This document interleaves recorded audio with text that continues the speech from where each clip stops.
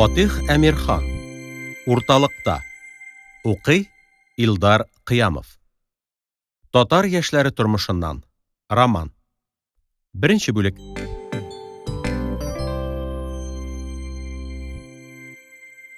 Хәсән Арсланов Собачий переулокка килеп җиткән вакытта сәгать 4ләр чамасы иде. Ул бүген көне буе шәһәрнең бөтен урамнарын кырыштырып, үзенә бүлмә эзләп йөргән. Вә шунлыктан соң дәрәҗәдә арыган иде. Ялкау гына адымнар белән Собачий переулок буенча китте. Кичнең әүвәлге караңгылыгы төшә башлап, урамга бер төрле шаушулы тынычлык һәм күзләрне ардыра, әлҗи-мөлҗи китерә торган яктылы караңгылы төс биргән иде.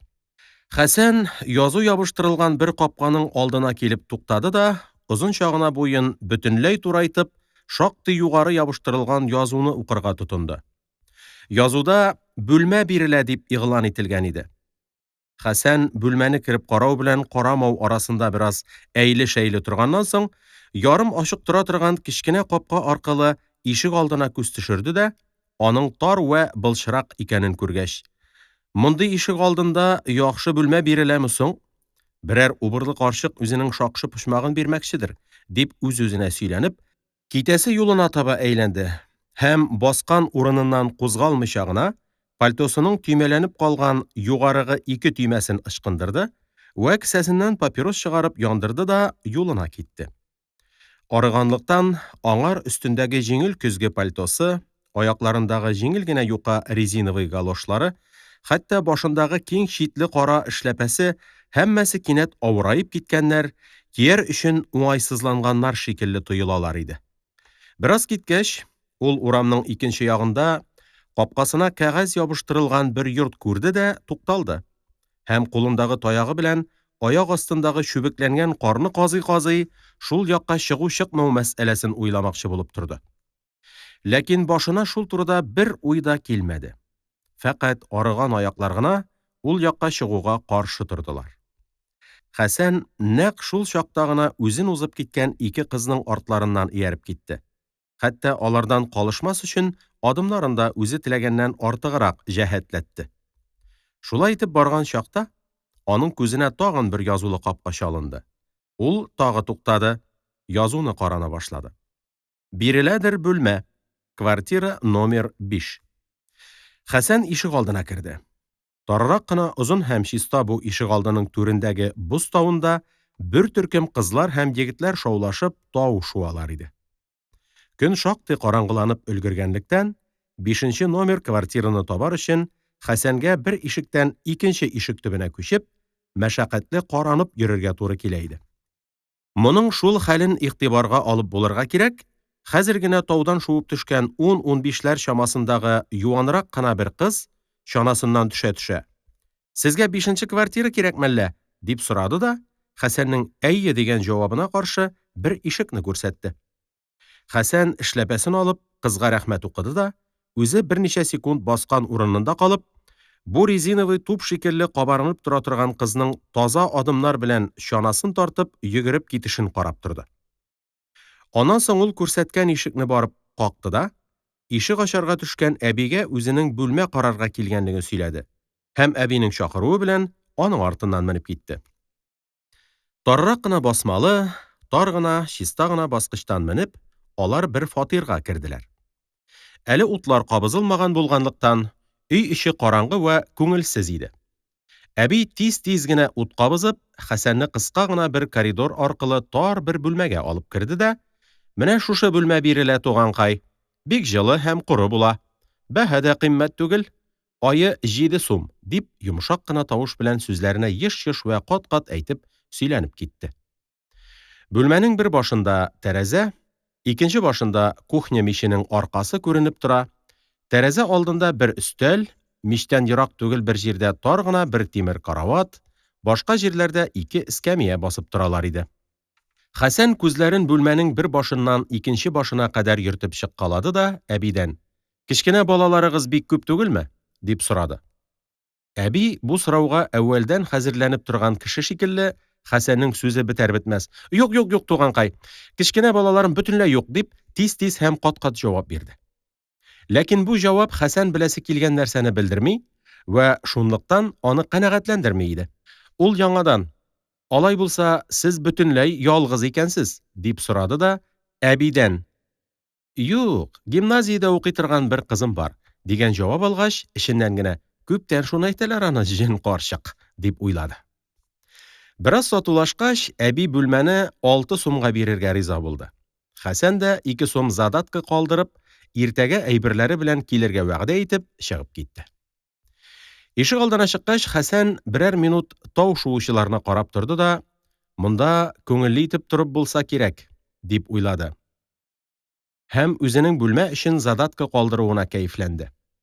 Тау шуучылар арасында кызларның күбрәк, егетләрнең азрак булуы Хәсәннең бу кәефләнүен тагын да куәтләндерде. Шул кәеф белән ул Собачий переулокны узганчы, үзенең соң дәрәҗәдә арыган икәнлеген дә онытып барды.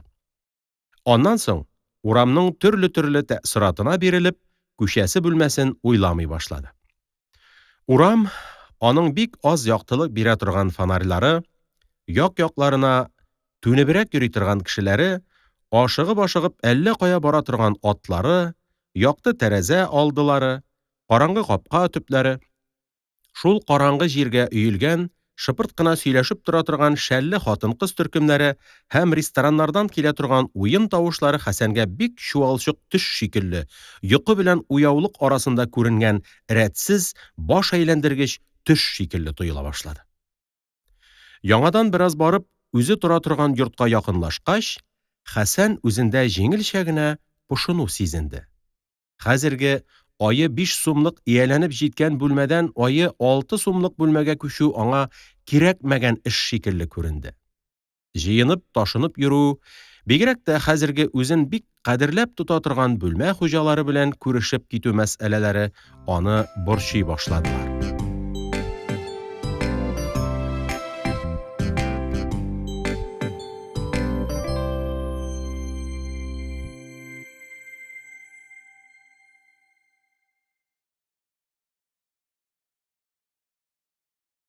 Икенче бүлек. Икенче көн сәгать 10:00-да Хәсән бер кәрзин, бер чемодан һәм урын җирләрен төреп ясалган төргәге белән бер барабызга төялеп китте. Иртәнге салкын, коры, шәфкатьсез һәм тәнне чеметеп ала торган зәһәрле иде. Кышның салкын иртәләрендә генә була торган яңалык һәм куәтлелек әллә ничек кенә бөтен тәнне чолгап ала да, җанда әллә нинди коры вә салкын пошыну тудыра иде. Кышның бу иртәләрен ярата торган кешеләр дә бәлки бардыр. Ләкин Хәсән ул иртәләрне яратмый. Аларны тормышның рухсыз ягы, прозасы дип белә иде. Хәсәнгә бу иртәләр үзләренең эшле кешеләре, ул кешеләрнең бераз ачулы һәм бик чынлыклы күренә торган йөзләре белән тормыш түгел, бәлки аңар хәзерләнү вакыты гына, аның ич пошыргыч мөкаддимәсе генә булып күренәләр иде. Хәсән юка гына пальтосының тәбәнәк кенә якасын торгызды да, юка перчаткалы кулларын кесәләренә яшереп, кыш кереп җитмәс борын мондый салкыннарның кемгә кирәге бар инде, дип уйланды. Барабызның кичкенә генә аты үзенчә бик шәп барса да, Хәсәнчә бик акырын бара иде. Шунлыктан юка гына резиновый галошлар кигән аяклары туңа башлагач, Хәсәннең ул түгәрәк атка һәм аны тотып бара торган сакал-мыеклары бәсләнгән ямщикка ачуы килә башлады. Тизрәк куй әле зинһар атыңны, йоклама әле. Ямщик атын чыбыркылады. Ат та булдыра алган хәтле сикеренеп карады, ләкин Хәсән һаман Собачий переулокка килеп җитми иде. Үчеккән шикелле, балык базарына кергәч, вагоннар, юл өстенә тукталган ямщиклар, тагын әллә кемнәр Хәсәннең юлы өстендә тоткарлык итә башладылар. Буларның һәммәсенә Хәсәннең бик ачуы килде. Хәтта юл уртасына килеп тукталган бер ямщикка ул үз ямщигы белән бер тавыштан: "Атыңны ал, шайтан!" дип кычкырып та карады. Ләкин әдәмнәр дә, атлар да, вагоннар да аның бу ачуын бер дә игътибарга алмыйча, үз-үзләренчә калдылар. Ахыр килеп җиттеләр.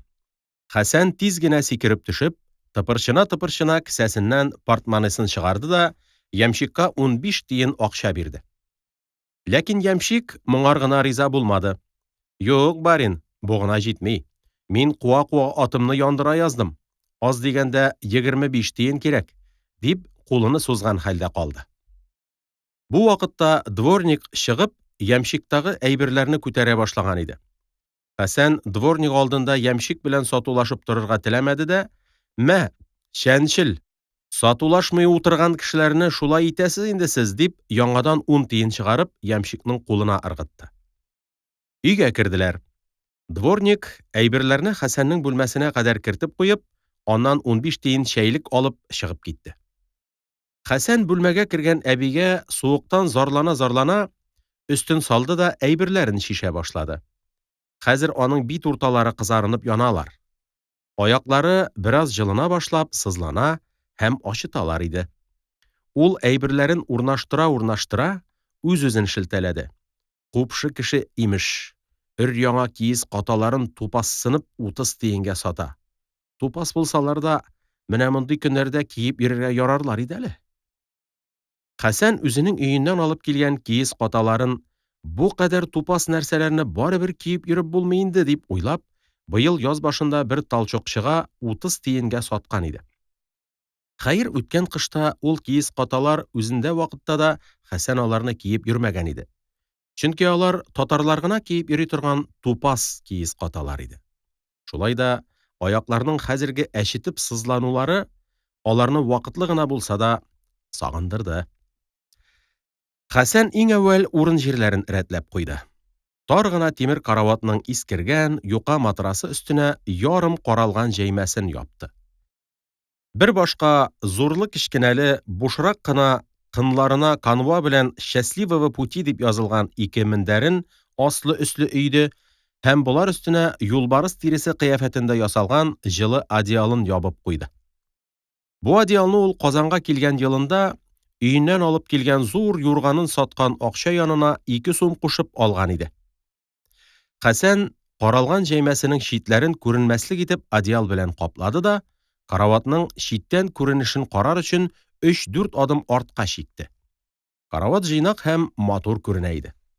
Ләкин Хәсән үзенең ничек артка чигенгәнен дә оныткан шикелле, караватка илтифат итмичә борчылып, үзен китергән ямщикның комсызлыгы тугрысында уйлады да, фикрән үз-үзен шелтәләде. Чорт возьми, алдан сатулашып утырсаң 10 тиен көмешкә китерә бит инде ул. Урамдагы гомереңдә беренче мәртәбә күргән кызларга эрелек күрсәтер өчен сатулашмый утырсаң, менә шулай итеп 25 тиен ала. Бу вакыйгада Хәсәнгә артык бирелгән 15 тиен акчаның үзеннән бигрәк аның шулай урынсыз вә мәгънәсез китүе кызганыч тоела. Вә шул кызгану аны кәефсезләндерә вә борчый иде. Бераз басып торганнан соң Хәсән кәрзин вә чемоданнары янына килеп, аларны ачып куйды да, борчылуын басар өчен әбинең кызы барлыгын һәм аның озакламый гимназиядән кайтачак икәнен уйлана башлады. Кичә әбидән гимназиядә укый торган бер кызым бар дигәнне ишеткәч тә, Хәсәннең күз алдына коричневый кием киеп, өстеннән ак форменный алъяпкыч япкан, гадәттән тыш йомшак вә матур тавышлы, башын матур гына боргалап сөйли торган бер кыз килгән иде. Шул ук кыз хәзер дә Хәсәннең күз алдына килде дә, борчылуын оныттырды. Ләкин бу кызның йөзе, буе-сыны аңар караңгы һәм белемсез иде. Шул белемсез нәрсәләрне аның беләсе, менә хәзер беләсе килә башлады да, ул кызның тизрәк гимназиядән кайтуын теләде. Тәгъбир дөрес булса, шул белемсез йөз буй-сынны Хәсән сагынды.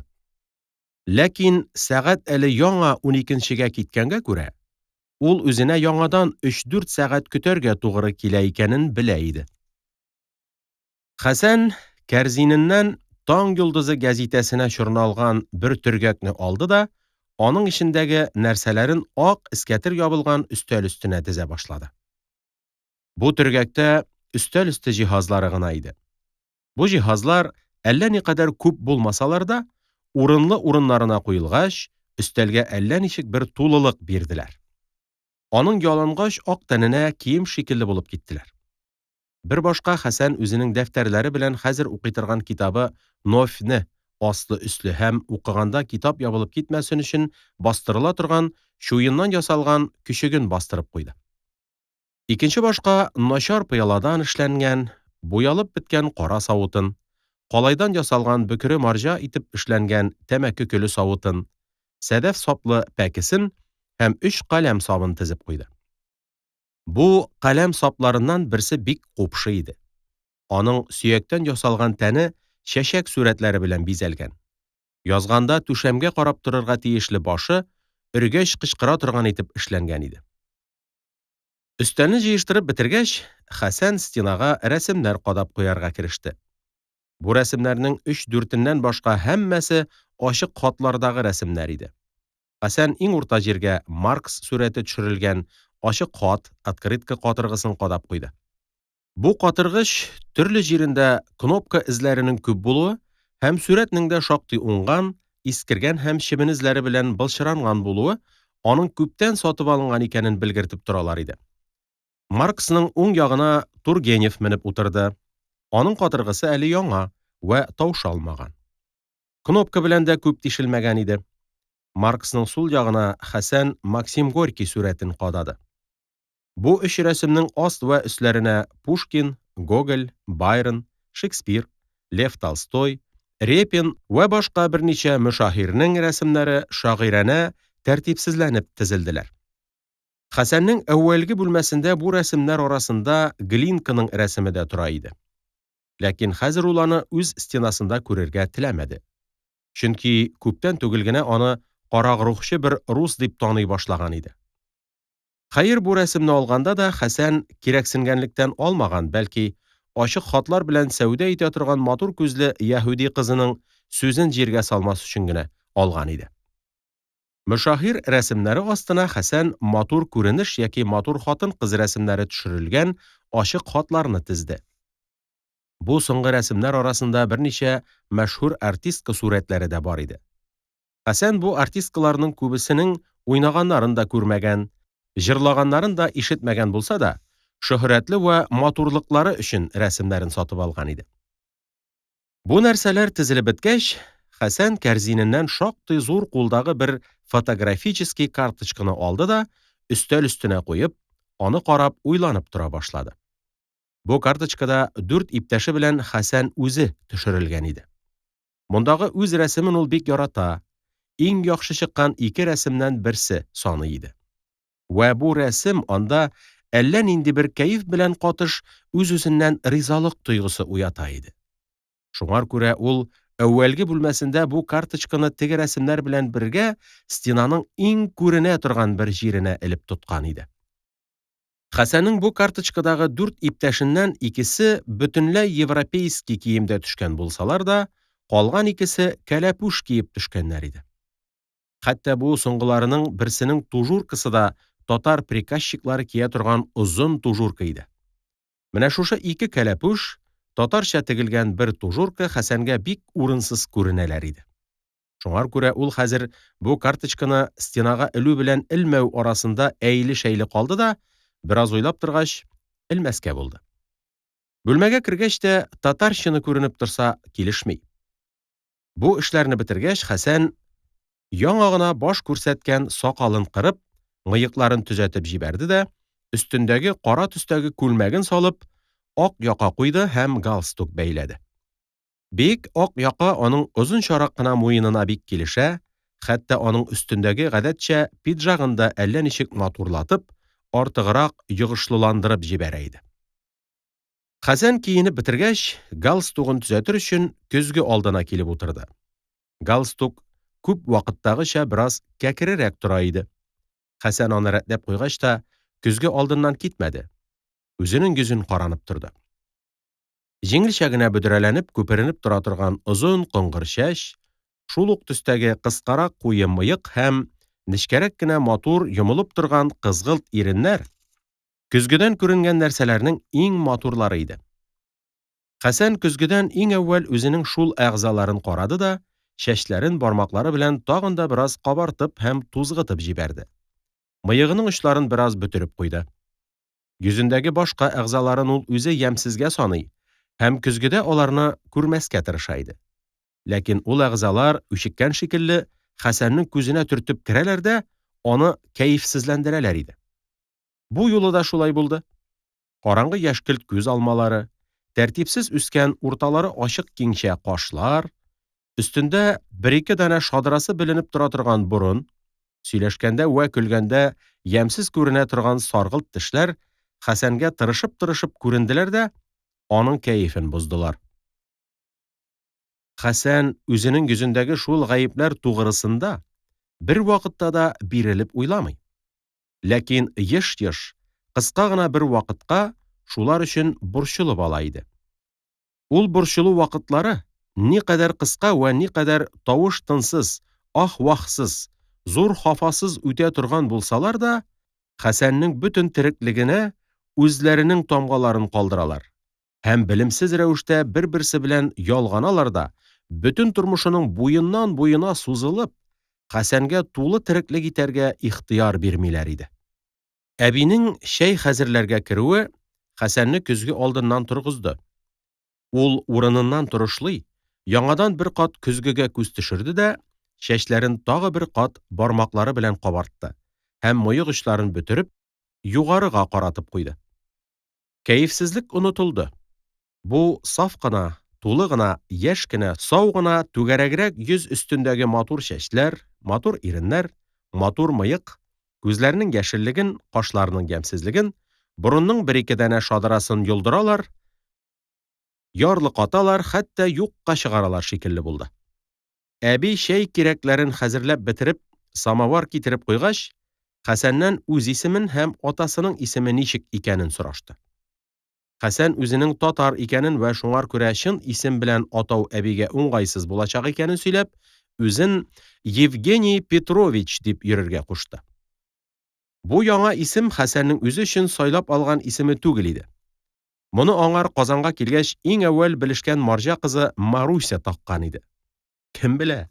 Бәлки бу исем ул кызга әллә нәрсәләр аңлаткандыр. Бәлки бу исем астында аның әллә нинди кадерле хатирәләре саклангандыр.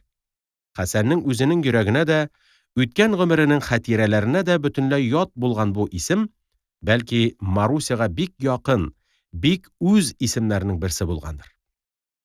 Ничек булса булсын, безнең Хәсән дә шул көннән бу исемне эләктереп алган һәм рус арасында үзен Хәсән Абдрахимович дип чын исеме белән атауга караганда, Евгений Петрович дип исемләүне артык күрә башлаган иде.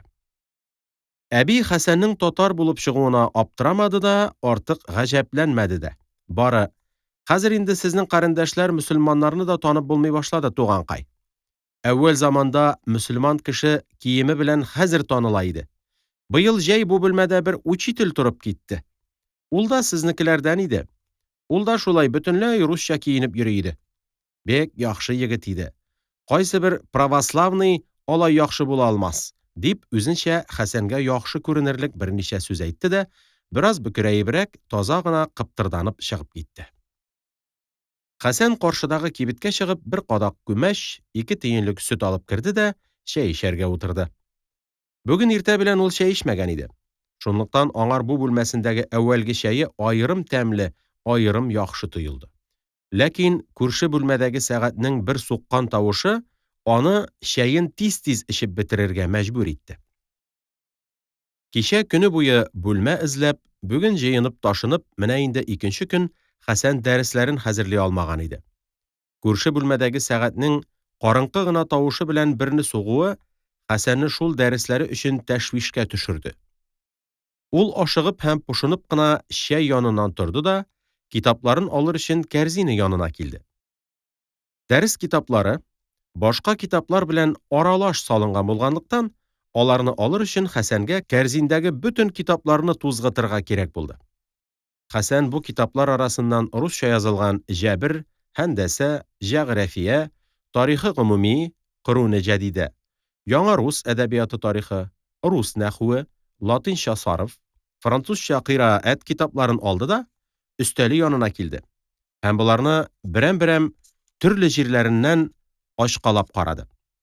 Китаплар Хәсәннең тәшвишен тагы да куәтләндерделәр. Аларның иченнән Хәсәнгә генә тоела торган бер кәефсезлек, бер эч пошыру аңкып тора иде.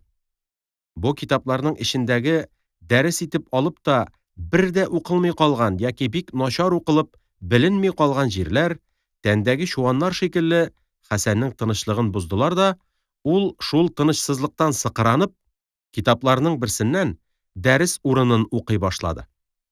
Күзләр хәрефләр өстеннән ашыгып чаптылар, әмма фикер, сыкранып, бер нәрсә дә аңлый алмый калды. Хәсәнгә дәреснең болай аңланмавы чәй урынының өстәлдән җыелмаганлыгыннан килгән шикелле булды да, ул җитез генә урыныннан кузгалып, әбине чәй җыярга дәште. Әби чәйне җыеп бетергәнче, Хәсән ашыгып тәмәке тарта торды да, өстәл бушагач, тиз генә әүвәлге урынына утырып, алдына тарих китабын ачып салды. Ләкин сабак һаман укылмады. Әллә нинди бик җиңел генә җөмләләрне аңлар өчен дә Хәсән әллә ничәшәр кат укып чыгарга мәҗбүр була иде. Аннан соң да әле шул әллә ничә кат муталага итеп аңланган җөмләләрнең мәфһүмнәре, фикер үзләреннән күчү белән әллә кая очып таралып, югалып бетәләр иде. Хәсән урыныннан торды да, китабына карап, бүлмә буенча йөренергә тотынды.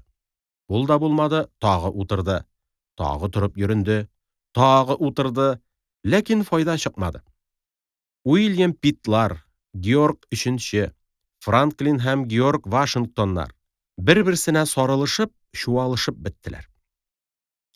Аннан соң тарихтан башка тагы берничә сабакларны укырга кирәк икәнлеге Хәсәннең исенә килт итеп килеп төште дә, ул кулындагы китабын өметсезләнеп өстәл өстенә ташлады һәм иң өстә ята торган латин сарыфын тартып алды.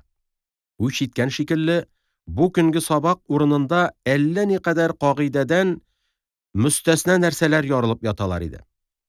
Хәсән моны укырга тотынса, үзенә әллә никадәр лөгать бикләргә туры киләчәк икәнен, сәгать 3-кә кадәр аларны бикләп өлгермәячәк икәнен хәтеренә китерде дә, ачуланып, китапны әүвәлге урынына ыргытты. Шундый мөстәсна сүзләрне тыгып сарыф язучы мөәллиф бу эшләрен Хәсәнгә дошманлык белән эшләгәннәр шикелле тоелып китте.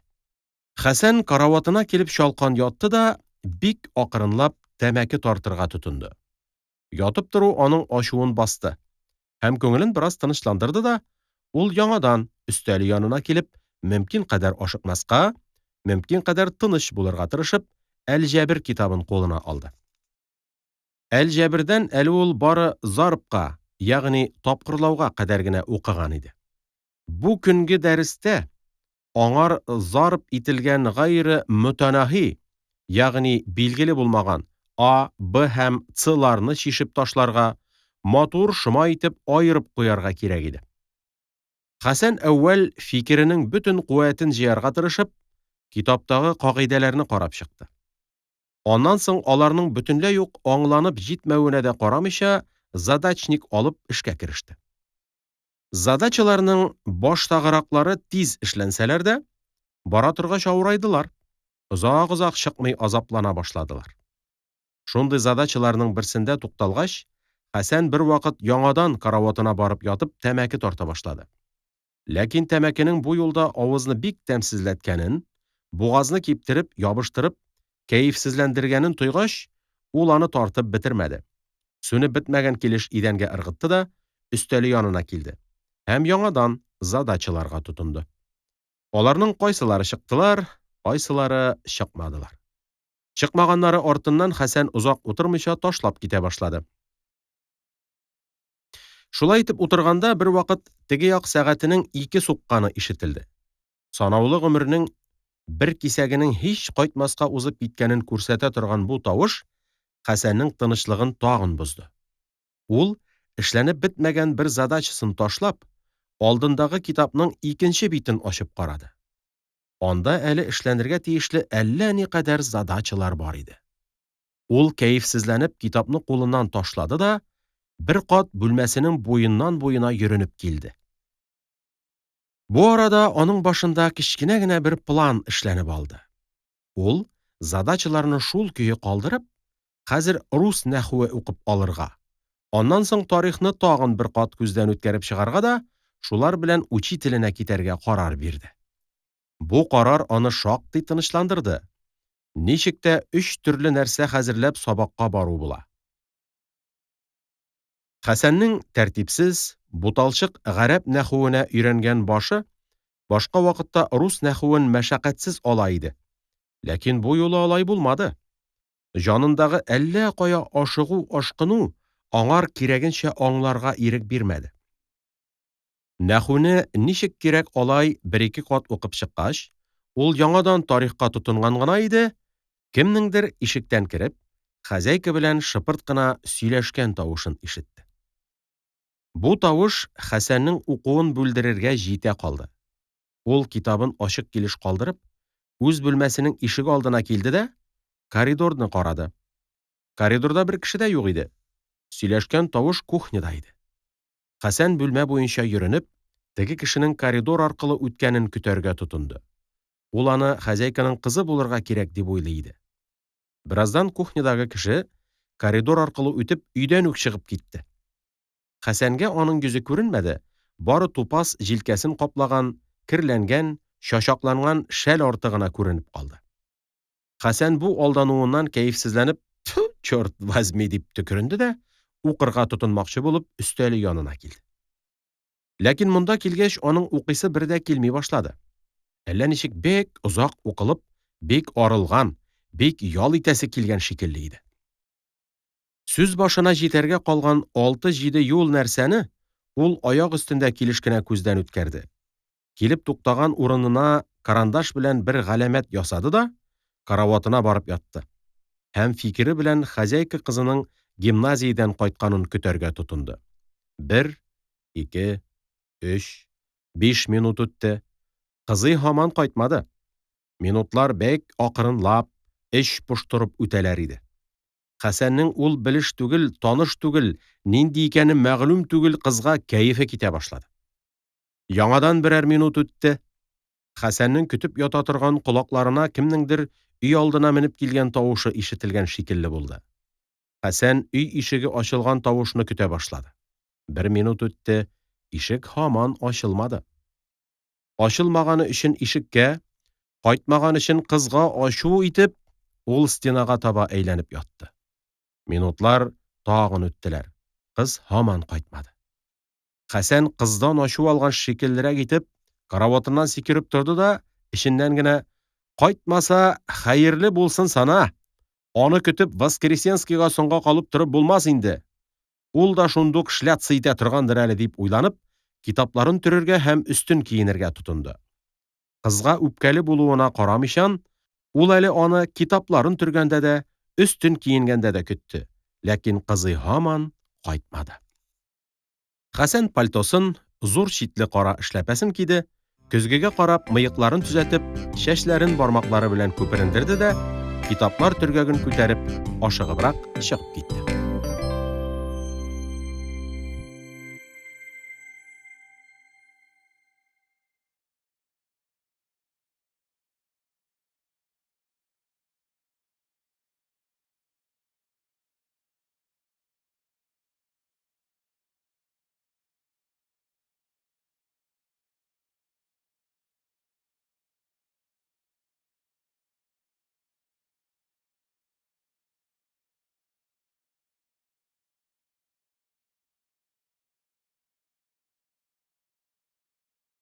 Өченче бүлек.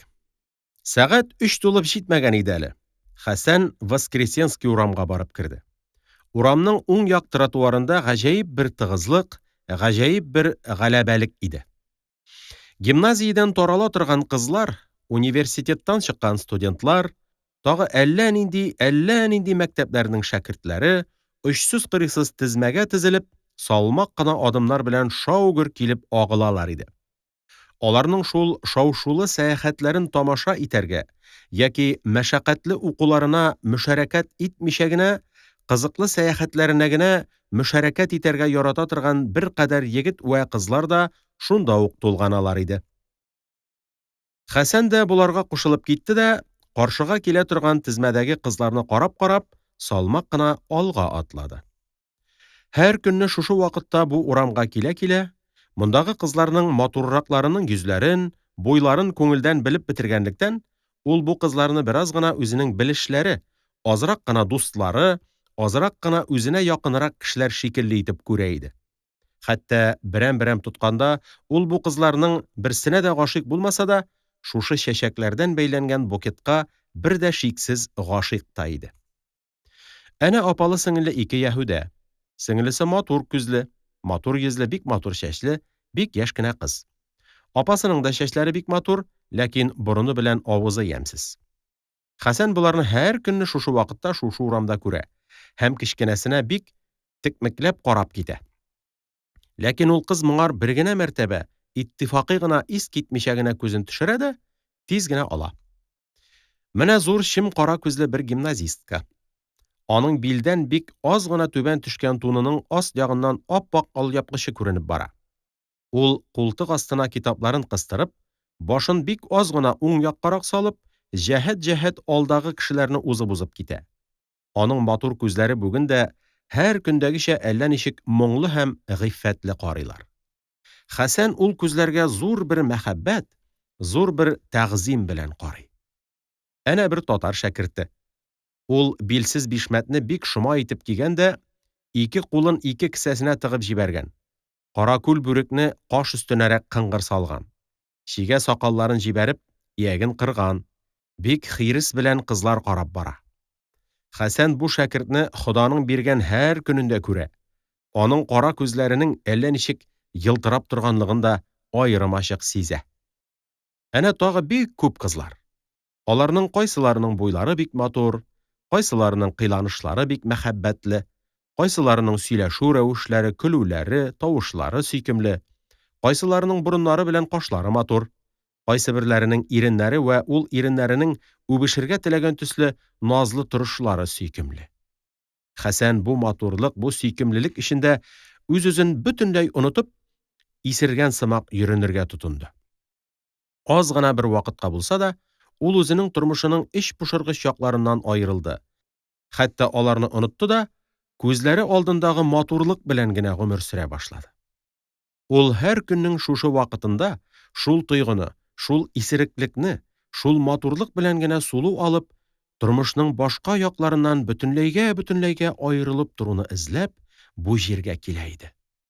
Һәм кыска гына бер вакытка шул эзләгән нәрсәләрен табып та тора шикелле иде. Хәсән көндәге гадәтенчә шәһәр пассажы чатына кадәр салмак кына килде дә, чатта берәр минутка гына туктады. Аннан соң каршыга килә торган агымга кушылып, килгән юлы белән кире кайтырга чыкты. Каршыга тагын кызлар очрый башладылар.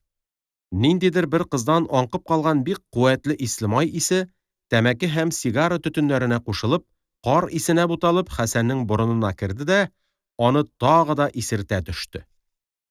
Берничә адымнар киткәч, Хәсәннең артыннан бер егет килеп җитте дә, илтифатсызрак кына бер кыяфәт белән: господин Арсланов, юбкалар сагалап йөрисеңме?" дип кул бирде. Уртачарак кына буйлы, җәйге пальто һәм эшләпә кигән бу егет өстендәге киемнәренең үзенә йогышсызлыгы, соргылт күзләренең артык өскә чыгып турулары, маңлай уртасының әллә ничек кыяфәтсез эчкә батып торуы һәм кулларының кып-кызыл вә бик зур булулары белән бу урам вә бу матур кызлар арасына яңылыш килеп кергән шикелле иде. Хәсән көчләнеп кенә елмаеп: Саматов икән. Саумы, ни хәлләр?" дип егет белән күреште. Саматов бераз вакыт Хәсәннең сорауларына илтифат итмичә генә, башын бер яккарак борып, читкә каранып барды. Аннан соң Хәсәннең пальто якасыннан күренеп тора торган ак якасына күзләренең очлары белән генә карап, сыкранганрак, карынкы тавыш белән: "Менә отдыхка чыктым әле.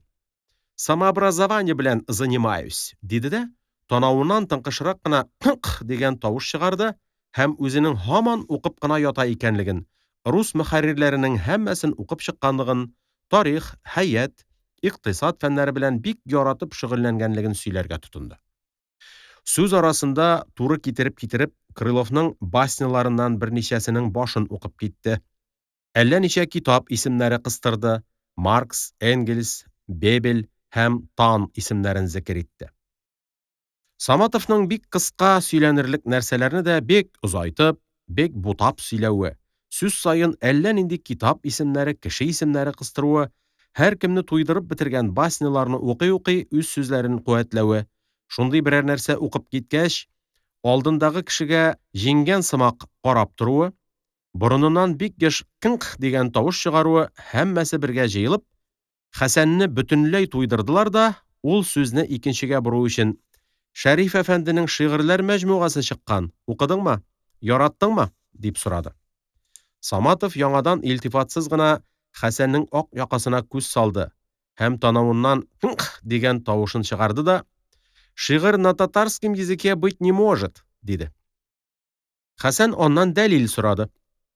Саматов ярым русча, ярым татарчалатып, бик озын сөйләп, татар шигырьләре нинди көй белән җырласаң, шул көй белән җырланалар, үзләренә махсус музыкага малик түгелләр, андый нәрсәләр шигырь булмыйлар дигән мәфһүмне аңлатты да, ахырдан Крыловның «Квартет» дигән баснясын укып, татар сүзләреннән ничек иттереп тезсәң дә шигырь чыкмаячаклыгын дәгъва итте.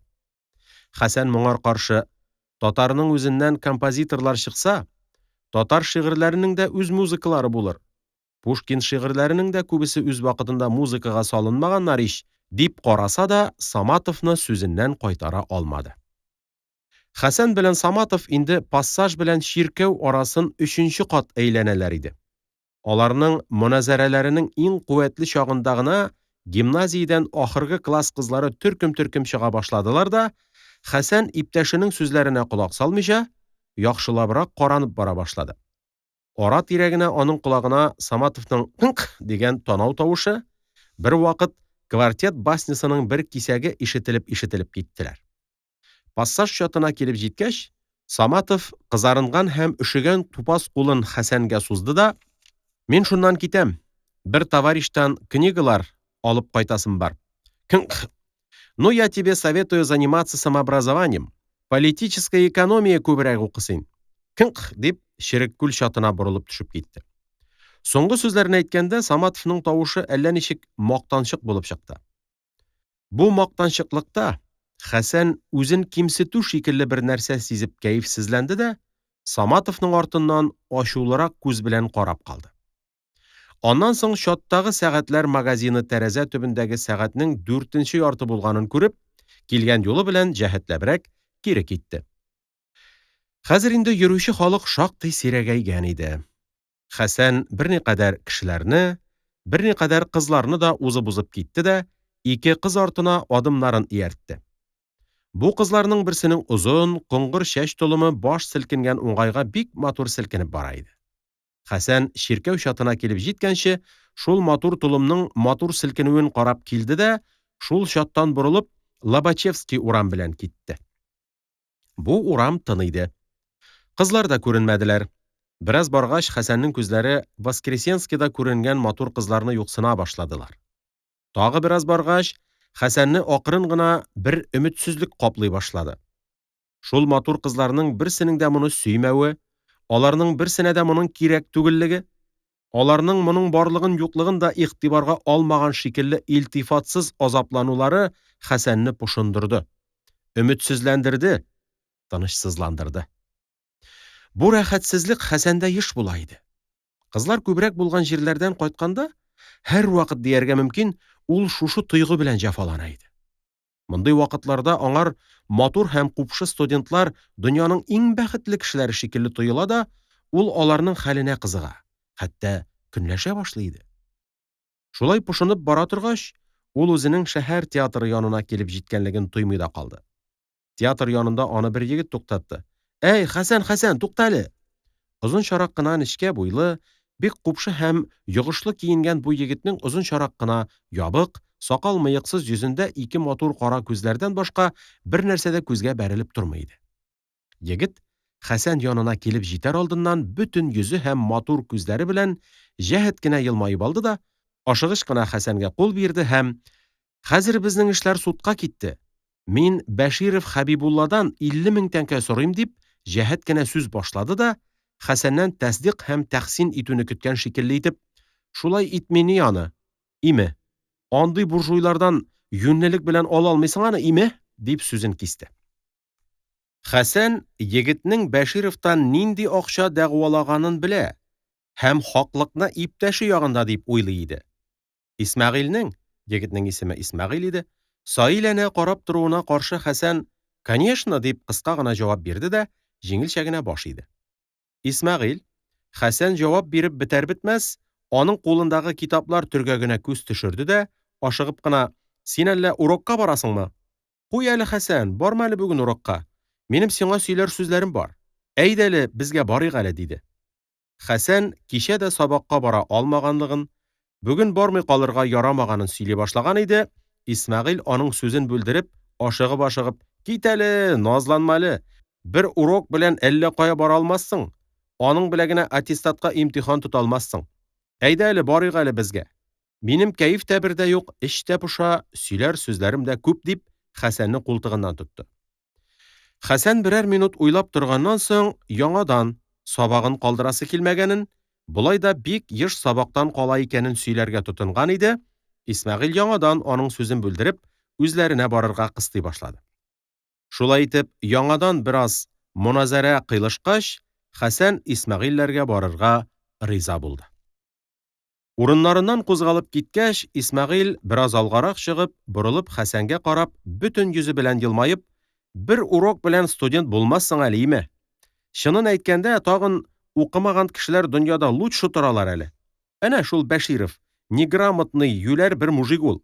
Кесәсендә миллионы булгач, образованиегә төкерми дә, име? Име?" диде дә, машина белән көлгән шикелле, ашыгыч вә тигез генә көлеп җибәрде. Хәсән елмайды, ләкин җавап бирмәде. Бүген дә сабакка бара алмый калуы өчен эче поша башлаган иде. Ул бераз җир киткәнче, эченнән генә үз-үзен тиргәп, йомшаклыгы өчен үз-үзенә үпкәләп барды. Исмәгыйль тагы әүвәлге сүзләрен куәтләп, әллә нәрсәләр сөйләде һәм һәрбер җөмләсе соңыннан Хәсәннән "име" дип тәсдиқ тә иттерә барды. Хәсән "конечно" дип тәсдиқ тә итә барды. Ләкин Хәсәннең башы бу вакытта бөтенләй башка нәрсә белән мәшгуль иде. Ул Исмәгыйльнең сүзләренә дә, үзенең "конечно" дип тәсдиқ итүенә дә әһәмият бирмәде. Уйлый-уйлый үзенең сабакка бармый калуына гозер табып чыгарды. Бүген учительгә баруда да файда юк иде. Сабаклар рәтләп хәзерләнмәгәннәр иде. Менә иртәгә сабаклар яхшы хәзерләнерләр, учительгә дә әлбәттә барылыр. Бу гозер табылгач, аның эш пошуы җиңеләйде. Иртәге көннән тотынып, сабаклар бик яхшы хәзерләнә башланырлар һәм учительгә һәр көнне бер дә калмыйча барыла башланыр шикелле булды. Хәсән бу уйлардан айнып җиткәндә, алар бер кондитерскийга якынлашып киләләр иде. Кондитерскийга килеп җиткәч, Исмәгыйль: "Әйдә әле, берәр тәмле нәрсә алып чыгыйк әле", дип Хәсәнне магазинга алып керде. Мондагы сатучы марҗалар да, кассада утыручысы да Исмәгыйльне беләләр булырга кирәк, аны аерым бер якты йөз белән каршы алдылар һәм баш иеп сәламләделәр. Арадан берсе, пирожныйлар янына килеп: "Сезгә пирожныйлардыр? Бүген сез ала торганнарның иң яхшылары бар", дип Исмәгыйльнең җавабын да көтмичә, пирожный кәрзине дә хәзерләде.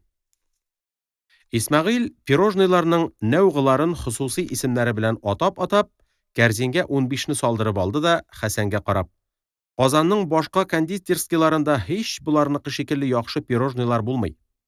Безнең татар байлары акчалары бар өстеннән әйбернең урынын белеп алмыйлар, име", диде. Магазиннан чыгып бераз баргач, Хәсән Исмәгыйльдән укуларының ничек барганын сораша башлаган иде. Исмәгыйль җиңелчә генә кул селкеп, аны бүлдереп, ашыгып-ашыгып: китсәнә, зинһар, ничек барсын соң", диде. Бер адым Хәсәннән алгарак чыгып, аңа борылып карап, сүзендә дәвам итте: "Балалы өйдә занимация итеп буламы соң? Абыйның балалары көне буе акырып торалар. Занимация итәр өчен тыныч җир кирәк, име? Балалы өйдә бер кеше дә занимация итә алмый бит, име? Занимация итәр өчен отдельно торырга кирәк, име? Һәммә нәрсәгә акча кирәк, име? Име? Абыйның балалары акыралар да, минем мигрень башлана, кәеф китә. Менә шунда занимация итеп кара инде". Исмәгыйль бу сүзләрне аерым бер ашыгычлык белән сөйләде һәм һәрбер "име" дигән сүзе артыннан иптәшенең йөзенә якынрак бөкрәеп, аннан тәсдиқ итүне генә көткән шикелле итеп барды. Хәсән бу сүзләргә бөтенләй ышанып җитмәсә дә, балалы өйдә дә укып була дип уйласа да, үзенә мәгълүм булмаган бер тойгы сәбәпле үз-үзен көчләп, Исмәгыйльнең укый алмавында мәгъзур, ягъни сәбәбе бар икәненә ышанырга тырыша иде. Бераз баргач, безнең мусафирларыбыз Нижний Фёдоровскийга китә торган трамвайга менделәр. Кондукторга акча түләгәндә, Хәсән үзе өчен үзе түләргә теләсә дә, Исмәгыйль һәр икесе өчен алданрак түләп өлгерде.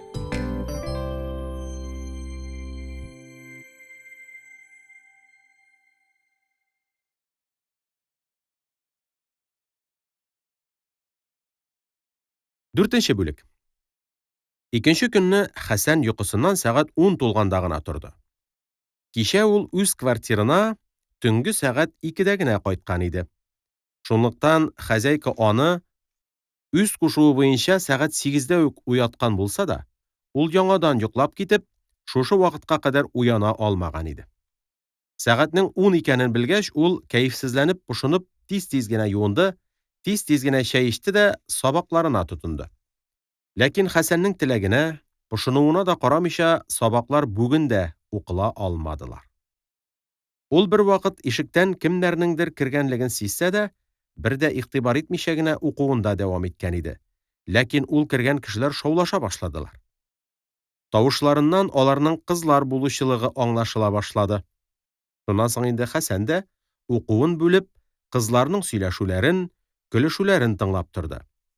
Аларның ниләр сөйләгәнлекләре аерым-ачык ишетелеп җитмәсә дә, чыркылдап көлешүләре Хәсәннең колагын кәефле кытыклады. Аларның берсенең көлү тавышында аерым нәшат һәм аерым бер яңгыраш ишетелгәнлектән, Хәсән аны бик яшь яки бик ачык кыз булырга кирәк дип ышанып куйды. Шуннан соң инде ул никадәр көчләнсә дә, сабакларын укый алмады.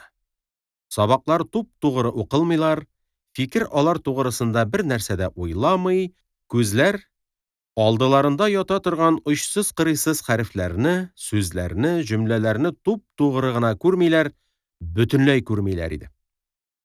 Хәсән стенадагы календарьга күз төшереп, андагы числоның кызыл икәнен күргәч, теге кызларның берсе хозяйка кызы булырга кирәк дип уйлады да, бер-ике кат бүлмәсенең буеннан-буена йөренеп чыкты. Тиз генә бер тәмәке тартып ташлады, яңадан өстәле янына утырды һәм сабакларын укырга тотынмакчы булды. Ләкин булдыра алмады. Фикер тагы бер нәрсә дә эшләмәде. Күзләр тагы алдыларындагы китапны күрергә теләмәделәр. Ул яңадан бүлмәсе буенда йөренде, яңадан тиз-тиз генә бер тәмәке тартып ташлады да, ахырдан кәрзине янына килеп, аның иченнән мандалина алып, үз бүлмәсе ишегенә каршырак бер җиргә утырып, уйнарга тотынды. Хәсән мандалинада шактый рус көйләрен уйный иде. Бу юлы да ул әүвәл бик тырышып, «Тоска по родине» һәм «Вальс над волнами»не, аннан соң «Казачок» һәм иң ахырдан «Лесная сказка»ның бер коленосын уйнады.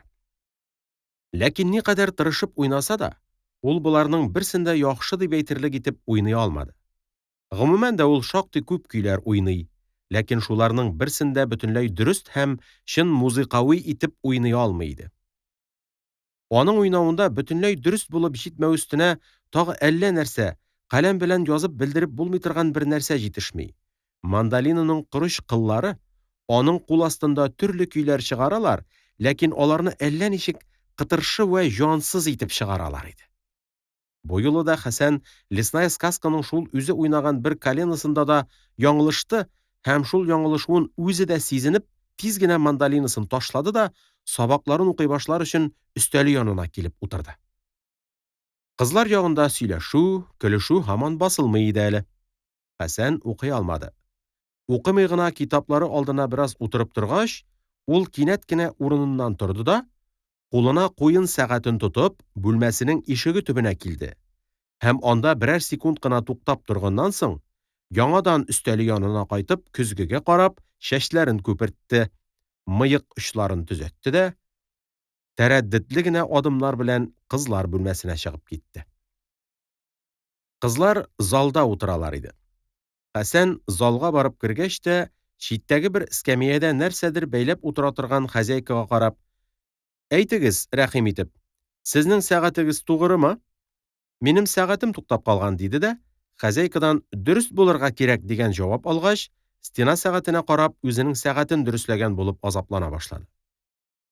Карчык бәйли торган нәрсәсеннән күзләрен күтәрмичә генә аңар: «Сез, атакай, мандалинада бик яхшы уйныйсыз икән. Яшь егеткә уйный белү кирәк шул.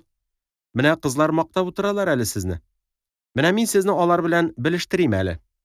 Әнә тегесе минем кызым, Мария Васильевна. Менә бу көләч йөзле красавица аның иптәше, Зинаида Андреевна, диде.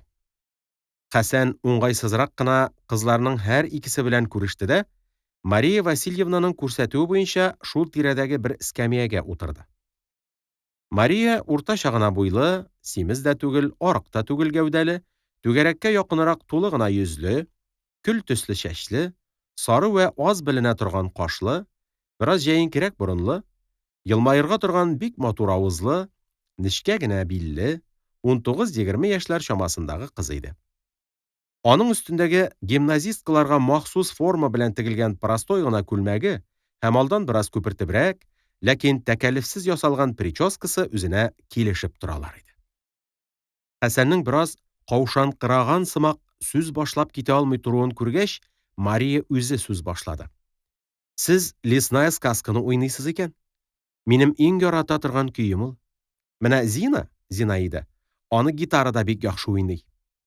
Зина йөзен бала сымак чытты да җәһәт кенә: "Юк, алай ук яхшы уйнамыйм. Мин әле яңа өйрәнеп киләм аны. Ул миңа бик ошый. Сезгә ошыймы?" дип шатлыклы һәм назлы елмайган күзләре белән Хәсәнгә карады. Бу кыз әле балалыктан яңа чыгып килә торган 14-15 яшьлек кыз иде. Аның һәммә нәрсәсе нечкә яшь талчыбыгы шикелле буе, нечкә ләкин тулы муены, шукланып тора торган каргылт коңгыр күзләре, алар өстендәге нечкә генә кәкре, каргылт кашлары, биленә кадәр төшкән коңгыр чәч толымы һәммәсе яшьлек, таушалмаганлык күрсәтеп торган шикелле торалар иде. Хәсән бераз вакыт аның күзләренә туп-тугры карап торды да, үзе дә ул көйне бик ярата икәнлеген сөйләде. Аннан соң күзләрен әле Мариягә, әле Зинага күчереп, үзенең бу көйне яңа гына өйрәнергә тотынганлыгын, гомумән дә мандолинада әле күптән түгел генә уйный башлаганлыгын сөйләде. Зина Хәсәннең сүзе бетәр-бетмәс күзләрен җитез генә елмайтып: "Бездә Сергей Захарович дигән бер студент тора. Менә шул уйный мандолинада, менә уйный", дип әллә ничек бик килешле итеп күзләрен кыса төште һәм кашларын күзләренә якын китерде. Аннан соң кулында бөтереп, шаярып утыра торган кәгазен Марияның башына ыргытты да: "Менә Маруся белә инде аны", дип яңгырашлы яшь шат көлү белән көлеп җибәрде. Хәсән бу көлүдән әллә нинди үзе өчен кәефсез бер мәгънә аңлап, Мария белән Зинаның һәр икесенә тугры-тугры карап торды. Аның күзләрендә пушынкылы аптыраш сизелә башлады. Мария күзләренең очларын гына Хәсәнгә төшереп алды да, Зина ыргыткан кәгазне идәннән күтәреп, аны Зинаның үзенә атты һәм Хәсәнгә карап нечкә генә нервный тавыш белән: "Ужасно шаян кыз, мәңге көләр, мәңге шаярыр, мәңге әллә нинди акылсыз сүзләр сөйләр", диде дә күзләрен Зинага күчереп елмайды. Зинаның теге студентның уйнавына гыйшык тоткан шикелле күренүе, ул студентның исеме чыгу белән кызларның бер-берсенә карап мәгънәле елмаюлары Хәсәнне пошындырды. Шул пошынуның ачуын алыр өчен ул Мариягә: "Зинаида Андреевна акылсыз сүзләр сөйләмәде әле. Минемчә, Билгакыс ул икегез өчен дә бик күп нәрсә аңлата торган сүзләр сөйләде. Ул студент ахры бик күп кызларның мәгъбүдедер", диде дә әйтергә теләгән сүзен русча җөмлә хәзерләп өлгертә алмаганлыктан әйтеп бетерми калды. Әгәр ул дөрес һәм шома русча сөйли алса, шагыйрәнә бер тасвир белән теге студентның бу кызларга бик кадерле, бу кызлар аңа гыйбадәт кыйлу дәрәҗәсендә үз-үзләрен аның алдында ваксындырган, андый егетләр үзләренә гыйбадәт итеп йөрүче кызлардан көләләр генә икәнен сөйләп, Мария белән Зинаның хуббен нәфесләренә тукынган булыр иде. Сөйләячәк мәфһүм аның башында татарча сүзләр белән шушы рәвештә тезелгән иде. Ләкин җөмләнең башында ук ул бер нәхүи хата ясап куйды. Һәм шул хатасын үзе сизенде дә, кәефсезләнде вә шунлыктан русча җөмләләр хәзерләп өлгертә алмый башлады. Әйтергә теләгән нәрсә әйтелеп җитә алмый калды. Озакламый һәр өчесенең теләве белән сүз башка нәрсәгә күчерелде. Сүз арасында кызлар Хәсәннән исемен дә сорап алдылар. Ул аларга да үзен Евгений Петрович дип танытты. Мария сүзчән кыз булса да, аның белән озак сөйләшеп утыру уңайсыз иде. Ул сөйләгән сүзләрен бик катгый итеп сөйли иде дә, берәр кешенең иктираз иткәнен, ягъни каршы әйткәнен ишетсә, елмаерга торган иреннәрен елмаймаслык итеп кысып, бераз тыңлап тора да, теге кешенең сөйләп бетергәнен көтмичә, "Куйык бу бәхәсне, кызык түгел", ди иде. Шулай итеп ул 2 мәртәбә Хәсәннең дә сүзен бүлдертте. Шул 2 мәртәбәнең икесендә дә Мариянең бу эшенә Хәсәннең саруы кайнаса да, ул шул тойгысын йөзенә чыгармаска тырышты. Аның каравы, Зинаның сөйләше аңар гаҗәп ошады. Хәсәнгә аның сүзенә иктираз итәргә дә тугры килмәде. Чөнки ул сүзләр әллә ничек сабын күбегеннән өреп ясалган аллы-гөлле шар шикелле җиңел һәм уенчак иделәр. Шул уенчак сүзләрне Зина бик тиз-тиз хәрәкәтләнеп, шаян боргаланып, йөзенә, күзләренә әллә никадәр хәят чыгарып сөйли иде дә, үзенең яңгырашлы, шат, яшь көлүе белән көлеп, ныгытып куя иде. Бераздан Хәсән инде күбрәк Зина белән сөйләшергә тырыша башлады. Хитапларын күбрәк аңар тәүҗих итә, ягъни юнәлтә, күзләрендә күбрәк аның өстендә тота иде. Ләкин Мария бик күп сөйләп, Зинага урын калдырмый. Шунлыктан Зина Хәсәннең теләвенә хилаф, ягъни каршы, аз сөйли, күбрәк үз-үзенә шаярынып утыра иде. Бер вакыт Мария үзенең бер белеш егетенең бик шәп йөгерә торган аты барлыгын, ул атның бик матурлыгын, үзенең шундый шәп йөгерешле атта йөрергә яратканлыгын сөйләп утыра иде. Зина утырган урынында еш-еш селкенгәләде дә, кулына бер нәрсә яшереп, Хәсән белән Марияның һәр икесенә бердән карап, "Сизегез, әфәнделәр, минем кулымда нәрсә бар? Сизегез, сизегез", диде дә, бөтен гәүдәсен сикерткәләп куйды. Атка, ат мәсьәләләренә, хусусан Марияның белеш егетләренең атларына вә ул атларның йөгерешенә бер дә исе китмәгәнгә күрә, Марияның сүзләреннән туеп беткән Хәсән, Зинаның болай итеп ул эч пошыргыч мәсьәләне бүлдертүенә кәефләнеп, тиз генә аңар юнәлде дә, "Кулыңыздагы нәрсәнең сыйфатларын әйтсәгез, без нәрсә икәнен әйтербез", дип елмаеп, Зинага карап тора башлады. Зина кечерәк кенә йомарланган кулын өстәл өстенә сузып куеп, "Сизегез, сизегез, ул нәрсә каралы-аклы", дип Хәсәнгә карап тора башлады. Хәсән Зинаның карашы астында әллә ничек кәефле каушаңкырап, "Каралы-аклы булгач, ул нәрсә күз булырга кирәк", диде дә, елмаеп, мыегын сыпырып бөтереп куйды. Зина шыңгыратып көләргә тотынды да, бөгелеп-бөгелеп, бөтен гәүдәсен сикерткәләп, шактый вакыт туктый алмыйча көлде. Аның белән бергә Мария белән Хәсән дә көлешеп алдылар. Зина көлеп туктагач, Хәсән бераз үзгәртеп, Хуҗа Насретдин хикәясен сөйләргә тотынды. Бер дәрвиштән бер вакыт эче сары, тышы ак әйбер нәрсә була, дип сораганнар. Дәрвиш уйлап торган да, "Карбыз була", дип җавап биргән. Ләкин тагы Хәсән бу хикәяне русча шома итеп сөйли алмады. Шушы кыска гына хикәядә ул үзе белә торган 2 нәхви хата ясады һәм ашыгычлык белән бер җирдә калын "л" әйтеләсе урынга нечкә гарәп "лесен" әйтеп ташлады. Бу хикәядән Зина да көлмәде, елмаеп кына уздырды. Мария бөтенләй елмаймады да. Үзенең хикәясенең шулай тәэсирсез узуын күргәч, Хәсән аны сөйләргә тотынуына үкенде һәм эченнән генә рус теленә читенлеге өчен ләгънәтләр яудырды. Бераздан соң Зина сәгатькә карады да, сәгать 2, өйгә китәргә вакыт", дип, урыныннан сикереп торды һәм кулындагы кәгазь кисәген берничәгә йорткалап, Мария өстенә ташлады да, һәммәсе белән күрешеп, җитез генә чыгып китте. Аның артыннан ук, "Минем сабаклар хәзерләнмәгән әле", дип, Хәсән дә үз бүлмәсенә чыкты. Монда чыгып өстәле янына утыргач кына, ул сабакларының бүген дә, кичәге, 3нче көнгә, тагы алардан әүвәлге бик күп көннәрдәге шикелле укылмый калдылар икәнен аерым-ачык аңлады да, ушынды, сызланды.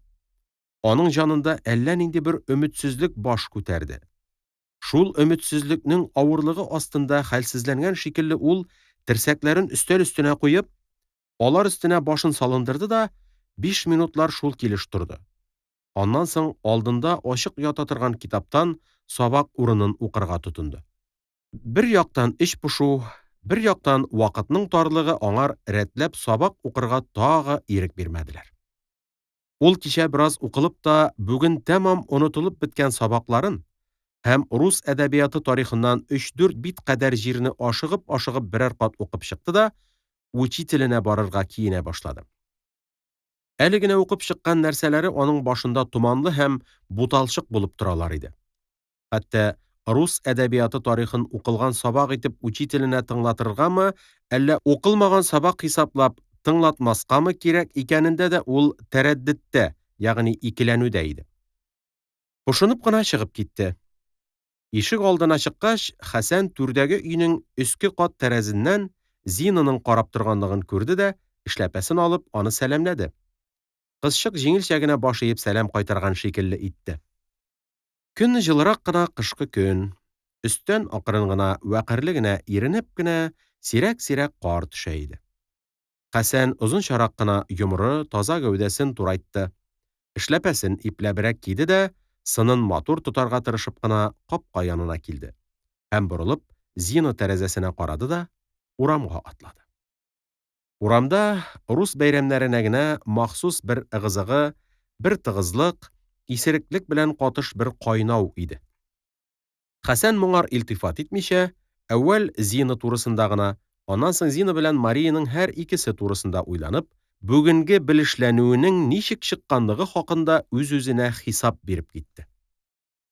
Зинаның кайсы кыланышлары, бала сымак йөзен җыеруы, яңгыратып шатлыклы көлеше, бөтен гәүдәсен әллә ничек кенә сикерендерүе һәммәсе Хәсәннең күз алдына килеп баскан шикелле булдылар. Ләкин Зина белән бергә үк теге мандолинада оста уйный торган студент та Хәсәннең хәтеренә төште. Бу белеш түгел, таныш түгел, гомердә бер күренмәгән студент Хәсәнгә әллә нинди бик матурдыр, ләкин шул матурлыгы кадәр үк мәхәббәтсездер. Зинаның шул бала сымак кыйланышларын ярата торгандыр. Аны маңлаеннан үбә торгандыр шикелле тоелды. Хәсән Зинаны бу студенттан көнләшә башлады. Алар ул студент бер нахалдыр, Зина шуңар алданып йөри торган бер юләрдер шикелле булып китте. Аннан соң бу күңелсез тойгылардан айныр өчен Хәсән Марияны уйларга тотынды. Хәзер теге студентның роле тагы башкарды. Ул Марияның мәгъшукыдыр. Мария аны әллә нинди юләр сөю белән сөя торгандыр шикелле тоела башлады. Зинаның «Әнә, Мария аны белә инде» дип яңгыратып шат яшь көлү белән көлеп җибәрүе, Марияның бу сүзгә каршы «Ужасно харап шаян кыз, мәңге әллә нинди акылсыз сүзләр сөйләр» диюе һәм Зинага карап елмаюы, Хәсәнгә үзенең шушы ахыргы фикерен тәэкид итәләр, раслыйлар шикелле тоелдылар. Хәсәннең студентка тагы да ачуы килә төште. Ул Марияны студенттан көнләшми, бәлки, ул кызның гыйшкын аннан көнләшә. Һәм квартира хозяйкасының кызы тарафыннан мәгъшук булу хакын үзендә артык таба да, студентны үзенең хакына керешкән, тәгади иткән бер кеше шикелле итеп күрә иде. Буларны бер кат уйлап, кәефсезләнеп уздыргач, Хәсән үзенең бу кызлар белән ничек белешүе, аларда нинди тәэсир калдыра алганлыгы, үзен ничек итеп таныта алганлыгы тугрысында уйлана башлады. Үзенең әүвәл сүз башлап китә алмый, каушаңкырап торуы, сөйләгәндә шактый грамматический, нәхви хаталар ясавы һәм кайбер сүзләрдә ударениеләрне яңылыш куйганлыгы исенә төшкәч, ул кәефсезләнде һәм пошынды. Кызлар моның русчасындагы нәхви вә башка хаталарын сизгәннәрдер. Эшләреннән генә көлгәннәрдер һәм моны образованиесез, гыйлемсез, простой татар икән диебрәк уйлаганнардыр шикелле тоела башлады. Бу мөнәсәбәт белән Хәсән 1001 мәртәбә үзенең русча сөйләшә алмавы өчен газапланды. Бу вакытта аңар русчаны рус шикелле яхшы сөйләшә ала торган кешеләр бик бәхетлеләрдер кебек булып китте.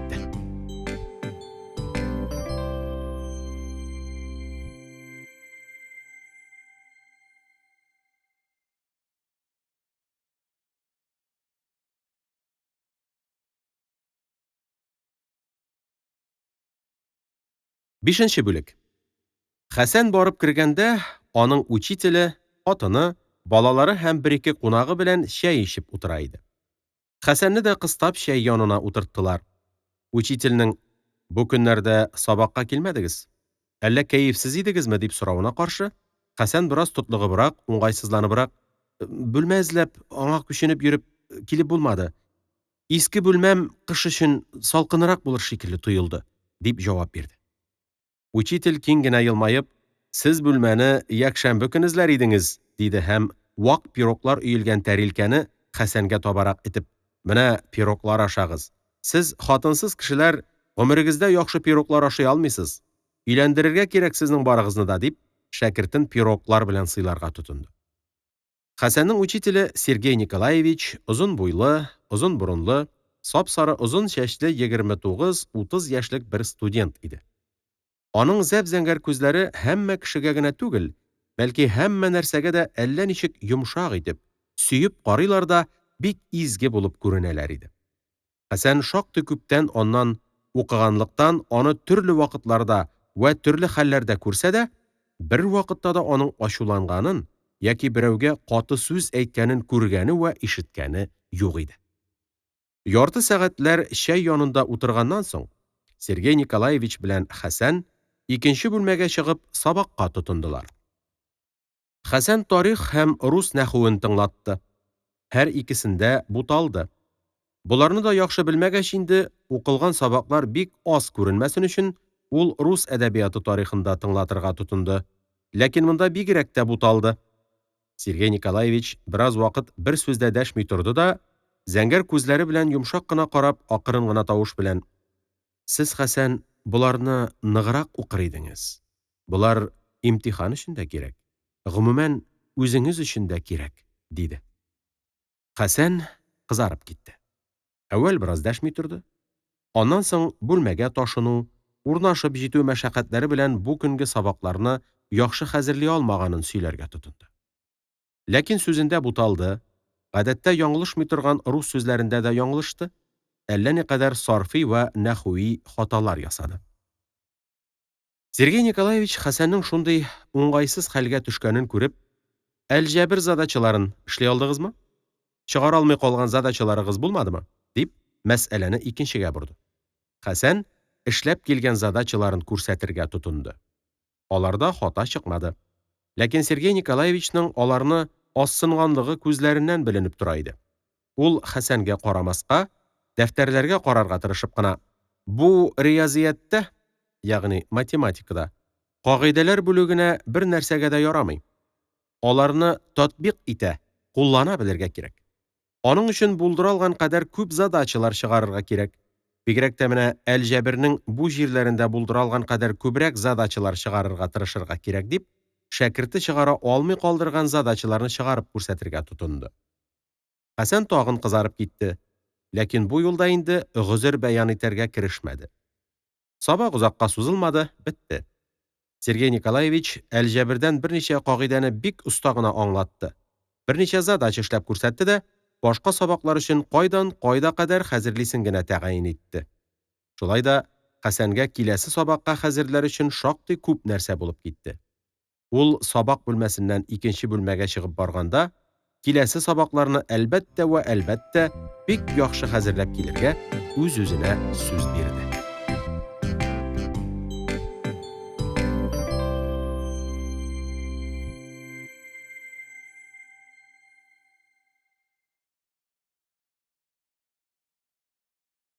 Алтынчы бүлек. Икенче көн Хәсән йокыдан иртүк, ягъни сәгать 8дә үк торып, сәгать 10 булганда сабаклар хәзерләргә дә тотынды. Вакытлы ятып, вакытлы йоклап, вакытлы торганга күрә, ул бүген үзендә җиңелчә генә бер нәшәт һәм башка көннәрдәгедән аерым җиңелчә генә бер көч сизә иде. Сабакларын укый башлады. Вакыт иркенгә күрә, бүген ул бер дә пошынмый, ашыкмый гына хәзерләнә иде. Сәгать 1 булганда, Хәсәннең бүген укылырга тиешле 4 төрле сабагыннан 2се укылып бетә язды. Фәкать кайсы бер үткән дәресләргә бина кылынган җирләр генә бөтенләй аңлашылып җитми калдылар. Буларны аңлар өчен Хәсән үткән дәресләргә мөрәҗәгать итә тормады. Бердән теләми, икенчедән вакыт сыйдырмый иде.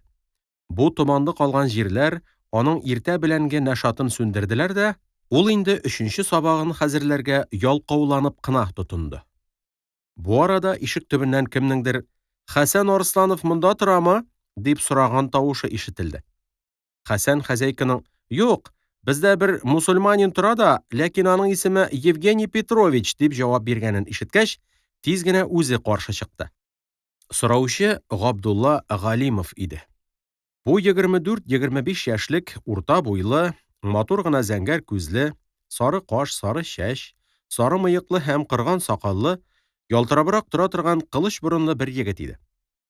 Габдулла тавышын калтыратып кына көлеп, «Хәсән, Хәсән диләр, Евгений Петрович икән бит ул», диде дә, вак кына, ләкин каты адымнар белән Хәсәннең бүлмәсенә керде дә, эшләпә һәм пальтосын салмыйча гына түргә, өстәл янына узды.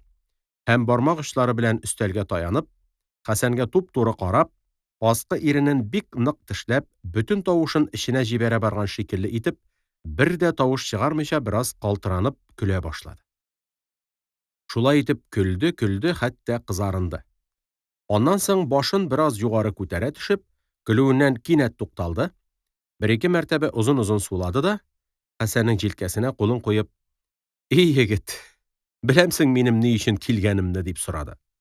Һәм Хәсәннең җавабын көтмичә, яңадан әүвәлгечә аскы иренен тешләп тавышсыз гына көлеп алды да, «Мин сине яучыларга килдем», диде.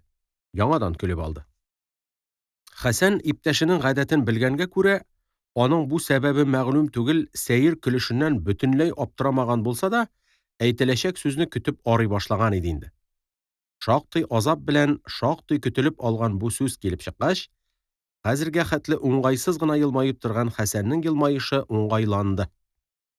Һәр икесе эскәмияләрдән утырыштылар. Хәсән бу «Мин сине яучыларга килдем» дигән сүздән бер генә нәрсә дә аңламаганга күрә, Габдуллага туп-тугры саиләнә карап тора башлады. Габдулла да үз тарафыннан аңар туп-тугры карап, аскы иренен тешләп, дип мимны калтыратып вә сузып бераз торганнан соң, дерелдәвекле тавыш белән сүзләрне өзеп-өзеп, үзенең ни өчен килгәнлеген сөйләргә тотынды. Габдулланың әллә нинди тәгъриз вә тәмсилләр, читләтеп сөйләү һәм чагыштырулар белән буталдырып сөйләгән сүзләрен шактый азап белән тыңлап тора-тора, Хәсән көчкә максудыны аңлап җитте. 2 атнадан соң татарча спектакль куелачак икән дә, Габдулла уйнаучылар исеменнән Хәсәнне шул спектакльдә мөшәрәкәт итәргә, уйнарга чакыра икән. Хәсән артык уйлап тормыйча гына мөшәрәкәт итәргә риза булды һәм шул тугрыда бүген кич булачак җыенга барырга вәгъдә бирде. Габдулла киткәндә инде сәгать 2 тулган иде. Хәсән 3нче сабакны тиз-тиз генә өстән генә хәзерләде дә аш ашарга китте. Бүген гадәттәгедән иртәрәк торганга күрә ул көндәгедән алдарак ачыккан иде. Аш ашап чыккач, ул Воскресенский урамына менеп, берничә кат әйләнде дә учителенә китте.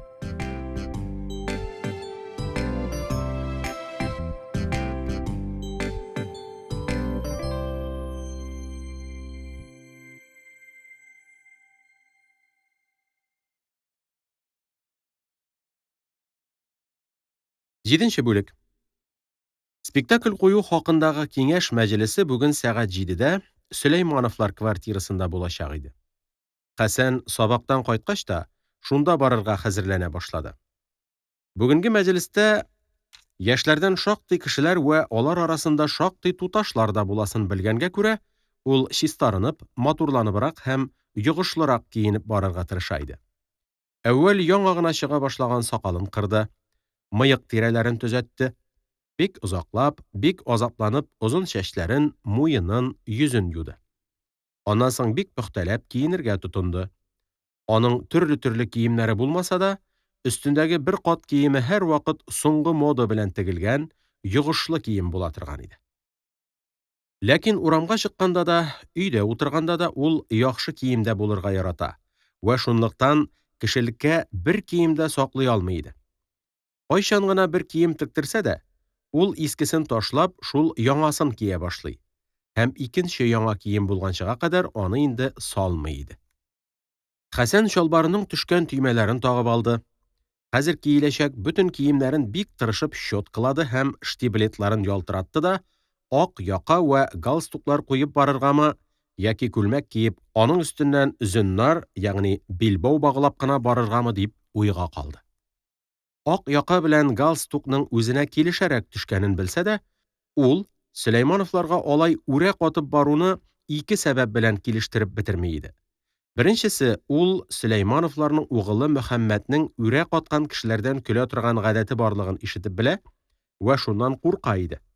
Икенче, аңар шул мәҗлестә булачак кызыл вә кара күлмәкле студентлар бу шәкерт тә үзенчә аристократланган булып йөри икән дип уйларлар шикелле тоела иде. Шуларны уйлап, ул күлмәк вә зоннар белән барырга карар бирде дә, ак керләре арасыннан күлмәкләр сайлый башлады. Хәсәннең унлап өстен кия торган төрле төстәге атласовый күлмәкләре булса да, буларның һичбере үзенең күңеленә тулып җитми иде. Кайсыларының төсләре ямьсез, кайсылары җәй көне кояшта күп киелеп уңганнар, бәгъзеләренең тегелешләре җитлексез, кайсы берләре я артык киң, лыштырдык, я кыскарак, я озынрак иделәр.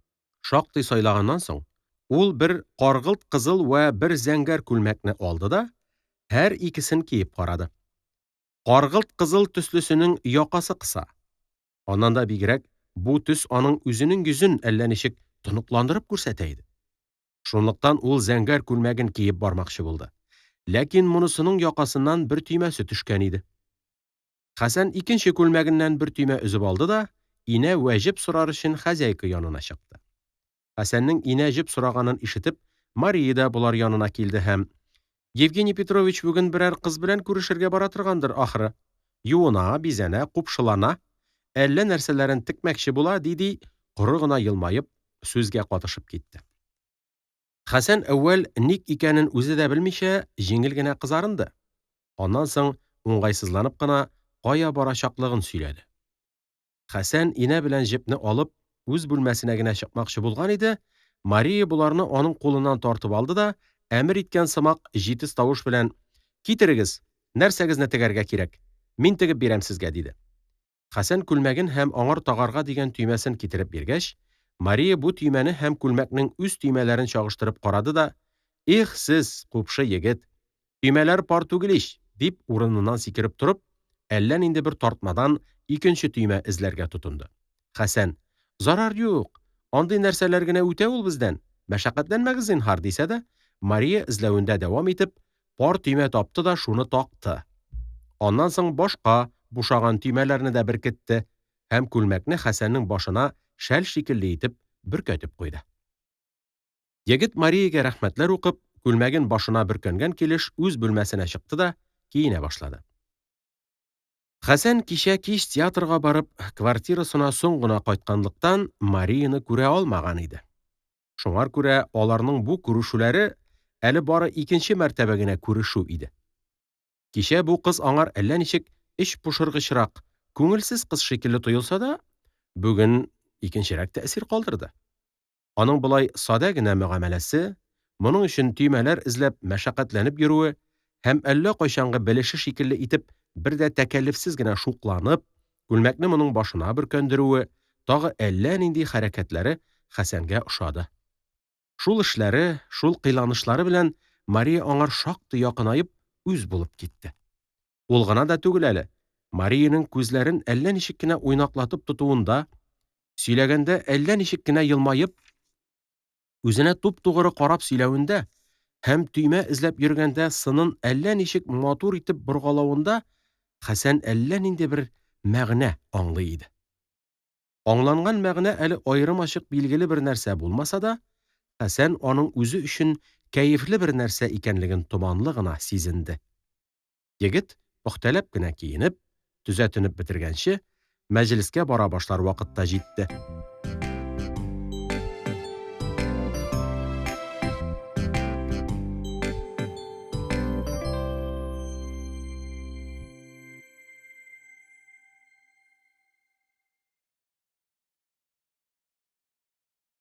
Сигезенче бүлек. Хәсән Сөләймановларга барып кергәндә, сәгать 7 тулып җитмәгән иде әле. Аны Мөхәммәд "Әйдүк хәзрәт" дип каршылады да, кечерәк кенә, ләкин бик күп җиһазлы бер бүлмәгә алып керде. Бүлмәнең сул ягында бик яхшы төпләнгән китаплар белән тулы зур бер шкаф һәм биек бер этажерка. Уң ягында кичкенә генә мендәрле, простой гына бер кешелек тимер карават тора. Аның өстендә әле бит аралары да бөтенләй киселеп бетмәгән русча бер китап ята иде.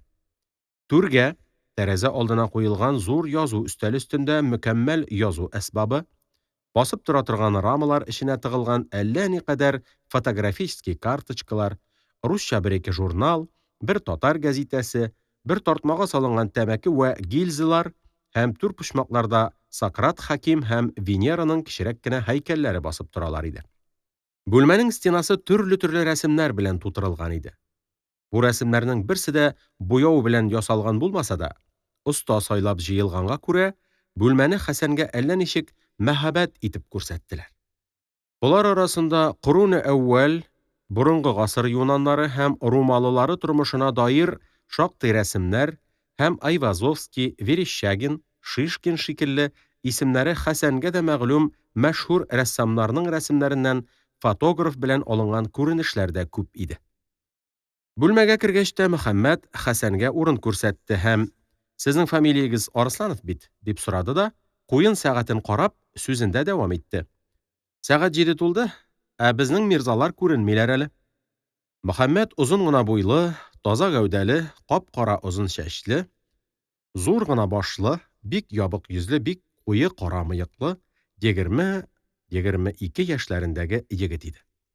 Киң кара чалбарының балакларын кыстырып кигән лаковый итекләре, киң генә кып-кызыл күлмәк өстеннән бәйләнгән ефәк зөннарының билбавының зур-зур чуклары һәм күзендәге пенснесе аңар яшь помещик кыяфәте бирәләр иде. Хәсән эскәмиягә утырып җиткәч тә Мөхәммәд сүз башлады. Сезгә Габдулла Гомәров сөйләгәндер. Без Курбан гаетенең 2нче көнендә спектакль куймакчы буламыз. Үткән елларда безнең спектакльләрдә татарча сөйләшергә авызлары да килми торган господиннар да уйнадылар. Үзегез белә торгансыз да, безнең интеллигентларымызның 100дән берсе генә ана телләре белән сөйләшә беләләр бит. Быел инде без татарча яхшы сөйләшә белә торган кешеләрне генә уенга катыштырмакчы буламыз. Рольләр бүлгәндә сез инде, хәзрәт, назланмыйча гына үзегезгә бирелгән рольне алыгыз да, уйныйм дип чәчрәп торыгыз. Булмаса, татарчаны урыс малае шикелле итеп сөйли торган кешеләр рольләр ала башларлар диде дә, өстәл янына килеп 2 тәмәке тутырып, берсен Хәсәнгә сунды. Мөхәммәднең бу сүзләре Хәсәнгә әллә ничек яңа һәм дә бик үткен сүзләр шикелле тоелып киттеләр. Ләкин кай җирләре үткен, нәрсәсе яңа икәнен Хәсән белеп җитмәде. Хәтта ул бу турыда уй да йөртмәде. Моның белән бергә бу сүзләрне әйтүче Мөхәммәд, әнә ул татарчаны урыс малайлары шикелле итеп сөйли торган господиннарга караганда Хәсәнгә үзрәк, якынрак шикелле күренә башлады. Монда тагын ни өчен үзрәк, ник якынрак күренә икәнен Хәсән белеп җитмәде һәм ул турыда уй да йөртмәде. Мөхәммәд аш яңакларын эчкә батыра-батыра, тәмәке суырып, зур борыны аркылы әллә никадәр төтен чыгара-чыгара, Хәсәннән укуының барышын сораштырырга гына тотынган иде, бүлмәгә гимназия формасында киенгән бер кызның керүе мәсьәләне бүлдертте. Кыскарак кына нечкә буйлы, ябыграк кына түгәрәгрәк ап-пак йөзле, бик матур гына кап-кара күз вә кашлы, илтифатсыз гына буш кына үреп салындырылган озын кара чәчле, 16-17ләр чамасындагы бу кыз, иң башына кичкенә генә мамык шәл ябып, әллә ничек бик туңган сымак, шуның эченә кереп бетәргә тырышкан шикелле күренә иде. Мөхәммәд Хәсәнгә бу кызны үзенең сеңелесе Нәсимә дип танытты. Нәсимә чырайын тәкәллефсез генә яктыртып, Хәсән белән күреште дә, агасына карап сузынкы һәм иренеп сөйләгән сыманрак тавыш белән: "Мөхәммәд абый, мин синең тартмаңнан бер нәрсә алып чыгарга гына кирдем әле", дип конторка тартмасыннан нәрсәдер эзләргә тотынды. Хәсән Нәсимәне моңарчы да таныса да, һәм аның Мөхәммәднең сеңелесе икәнлеген дә белсә дә, хәзергә кадәр әле аның белән рәсмән таныш түгел иде. Татар яшьләре арасында Нәсимәнең исеме шактый еш кына ишетелгәнгә вә бигрәк тә үзенең якын иптәшләреннән берсенең аңар яшерен генә мәхәббәт итеп йөргәнен белгәнгә күрә, Хәсән бу кызның һәрбер хәрәкәтенә, һәрбер сүзенә диккать итеп тора башлады. Хәсәннең ишетүенә күрә, бу кыз егетләргә бер дә игътибар итми торган, гади кызлар ярата торган нәрсәләрнең бик күбесенә ис китмәгәнлек күрсәтергә тырыша торган киберле, үзен эре тотучы кыз иде. Нәсимәнең тәкәллефсез якты чыраенда һәм дә күрешкәндә кечкенә генә боз шикелле салкын кулын әллә ничек буш кына вә хәрәкәтсез генә тотуында Хәсән әллә нинди бер саклык һәм илтифатсызлык тойган шикелле булды. Аның агасына карап, ялкау сымак тавыш белән «Мин синең тартмаңнан бер нәрсә генә алырга кергән идем әле» диюендә дә Хәсән бу бүлмәгә мин йомыш белән генә кердем әле. Бу егет белән танышасым килеп, аңар исем киткәнлектән кермәдем дигән мәгънә аңлатырга тырышу сизенде. Бу нәрсәләр Хәсәнгә әллә ничек салкын һәм эч пошыргычрак тоелдылар. Ләкин Нәсимәнең башка егетләргә дә мөгамәләсе шушылай икәнен ишеткәне барга күрә, Хәсән бу нәрсәләрне үзенә генә каршы күрсәтелгән илтифатсызлык дип уйлый алмады. Шунлыктан кәефсезләнмәде дә. Нәсимә тартманы актара-актара: «Хәсән әфәнде, бер вакыт кайсы гәзитәдәдер мин юләрләр йорты дигән бер мәкалә укыган идем. Ул мәкаләне язучы сез бугай?» дип тәкәллефсез генә елмайган күзләренең читләре белән Хәсәнгә карады. Хәсән никтер бу сораудан уңгайсызланып, кызарып китте дә төшенке генә тавыш белән «Мин» дип җавап бирде һәм сабырсызланып, Нәсимәдән нинди дә булса бер сүз көтә башлады. Нәсимә һаман әле күзләренең читләре белән караган килеш: «Ул мәкаләгез матур гына язылган мәкалә иде ул. Только минемчә сез анда бераз арттырып җибәргәнсез. Мәдрәсәләр дигәч тә, ул кадәр сез язганча бөтен шәкертләрне акылдан саптырып чыгармаслар инде», диде. Хәсән елмаеп: «Бөтен дигәч тә, бөтен шәкертләрне үк түгел инде, конечно. Арада менә минем шикелле артык таза акыллылары да чыгып куйгалыйлар куйгалавында. Ләкин туташ, анда язылган нәрсәләр, к сожалению, артыгы белән дөрестләр. Ул гына түгел, мәдрәсәләрдән әле бөтенләй сумасшедший домга ябып куелырга тиешле формальный юләрләр дә әллә никадәр чыгалар. Менә безнең мәдрәсәдә, дип сөйләргә тотынган иде, алгы бүлмәдә звонок тавышы ишетелде. Хәсән сүзен бүлде. Нәсимә, простите, мин сезнең сүзегезне бүлдереп чыгам. Кунаклар булырга кирәк, дип алгы бүлмәгә китте. Ул чыгып барганда Хәсән аның буш кына үрелгән, калын узын тулымын карап калды. Нәсимәнең булай тәкәллефсез генә моңар бик мәгълүм нәрсәләрдән сүз башлавы һәм әллә ничек хәер-хаклык вә дуслык күрсәткән төсле ачык йөзле булуы Хәсәнне бу бүлмәгә һәм аның кешеләренә якынайткан вә үзрәк итеп җибәргән шикелле булды. Ул гадәттә татар зыялыларының гаиләләре белән танышканда әллә ничек үз-үзен уңгайсыз бер хәлдә тоя иде. Менә бу гаиләләр аның әллә нәрсәсеннән гаеп итеп калырлар һәм шул әллә нәрсәне аның шәкертлегеннән килгән бер тәрбиясезлек дип уйларлар шикелле була иде. Сөләймановларга килгәндә дә Хәсән бу тойгыдан буш калмаган һәм чакырулы булуына да карамастан әллә ничек уңгайсызланып, тартынып килгән, звонок биргән, ишектән кергән, Мөхәммәд белән күрешкән, Нәсимә белән белешкән иде. Ләкин Мөхәммәднең һәм Нәсимәнең мөгамәләләре Хәсәндәге бу тартыну уңгайсызлануны бик күп киметтеләр. Хәзер инде бу гаиләнең ике кешесе аңар шактый үз кешеләр шикелле тоела башладылар. Нәсимә һәм Мөхәммәд белән бүлмәгә 17-18 яшьләр чамасындагы бер кыз керде. Озынрак кына буйлы, түп-түгәрәк тулы гәүдәле, бераз киңчәрәк һәм саф ак йөзле, кыскарак кына коңгыр чәчле бу кызның зур гына, матур гына каргылт коңгыр күзләре әллә ничек пәрвайсыз, ваемсыз, илтифатсыз, таркау һәм киберле карыйлар иде. Аның бик тар итеп гимназия формасы белән тегелгән күлмәге, гәүдәсенә бөтенләй сыланып, тән рәвешен аерым ачык күрсәтеп торганлыктан, әүвәл карашка тәннән бер кисәк шикелле тоела да, бу кыз туганда ук шул күлмәге белән туган төсле булып китә иде. Хәсәнгә бу кызны Фатыйма Курамшина дип таныттылар. Хәер, ул үзе дә рәсмән таныш булмаса да, күптән инде Фатыйманы күреп таный иде. Фатыйма таркау гына карап, Хәсән белән күреште дә, иренебрәк елмайган сымак, тәкәллефле генә елмаеп Мөхәммәдкә карап, теге бүлмәдә башлаган сүзен дәвам иттерде. Ай, Алла сакласын, мин ул рольне чыгара да алачак түгел, уйный да алачак түгел. Аннары соң публично уйналачак булгач, мин катышырга да куркам әле. Начальница белсә, дип Фатыйма сүзен тәмам итә алмады, Мөхәммәд авызының бер читен гасаби елмайтып: Сезне мә'мә итәр, дип аның сүзенә кушылды. Берәр минуттан соң кунакларны залга алып чыктылар. Зур-зур 6 тәрәзәле бу зал йомшак диван, кресло һәм эскәмияләр белән җыештырылган һәм олуг-олуг көзгеләр һәм буяу белән эшләнгән шактый зур кулдагы рәсемнәр белән бизәлгән һәм якты яна торган олуг лампалар белән яктыртылган иде. Монда чыккач та Мөхәммәд Фатиманы шул рольне алырга димләвендә дәвам итте. Аның куәтле, ләкин нервны бераз калтырана торган тавышында хәзер инде әмер итү сымак бер аһәң, яңгыраш, тон ишетелә башлады. Фатима һаман үзенең әйткән сүзеннән кайтмый, ул рольне алырга риза булмый иде.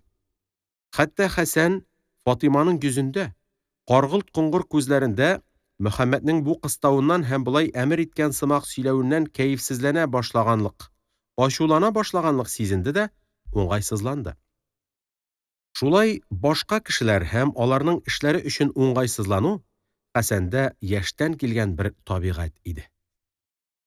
Фатиманың тулы саф йөзенең җиңелчә генә зәңгәрләнә башлавы, матур коңгыр күзләренең әллә нинди бик коры һәм бик салкын зәңгәр су очкыннар чәчә башлавы һәм Мөхәммәднең тавышындагы нервны калтырануының куәтләнә баруы Хәсәнне пошындырырга һәм борчырга тотынды. Ул шул уңайсызлыктан котылу өчен эскәмиясенә җайлабрак утырып карады. Аякларын сузыбрак бер-берсе өстенә куеп бакты, ләкин файда булмады.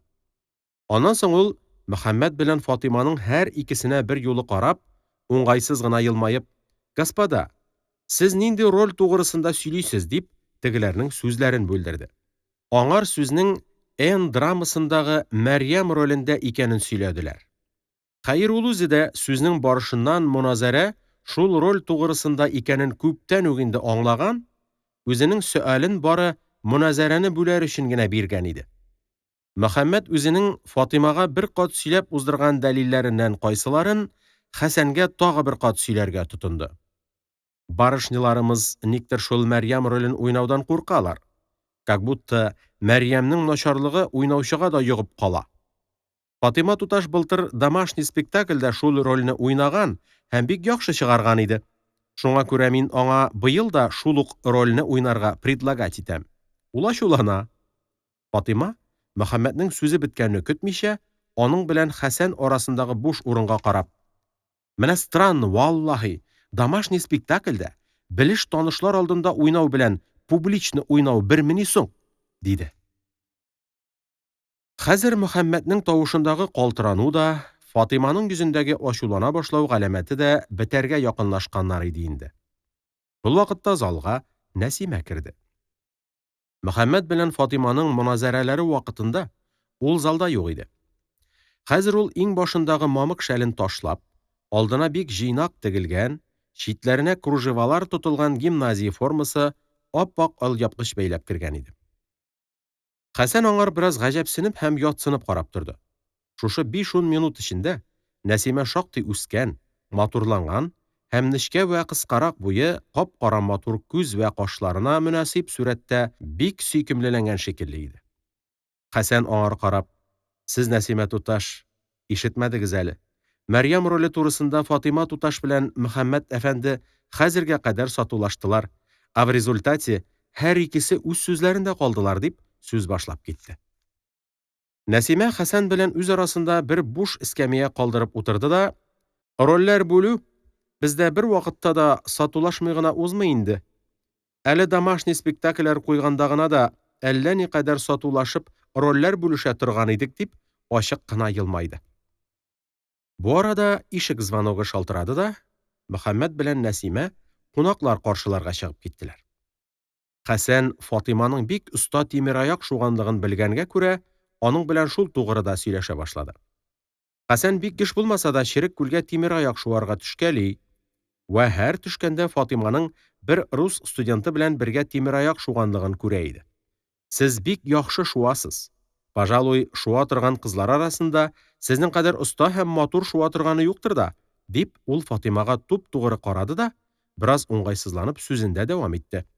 "Әнә теге үзегез белән шуа торган студент сезгә караганда бик күп начар шуа", диде. Бу соңгы җөмләне әйткәндә, бигрәк тә "үзегез белән шуа торган студент" дигән сүзне әйткәндә, Хәсән тавышына хосусый бер куәт бирергә һәм сүзләрне катырак итеп әйтергә тырышты.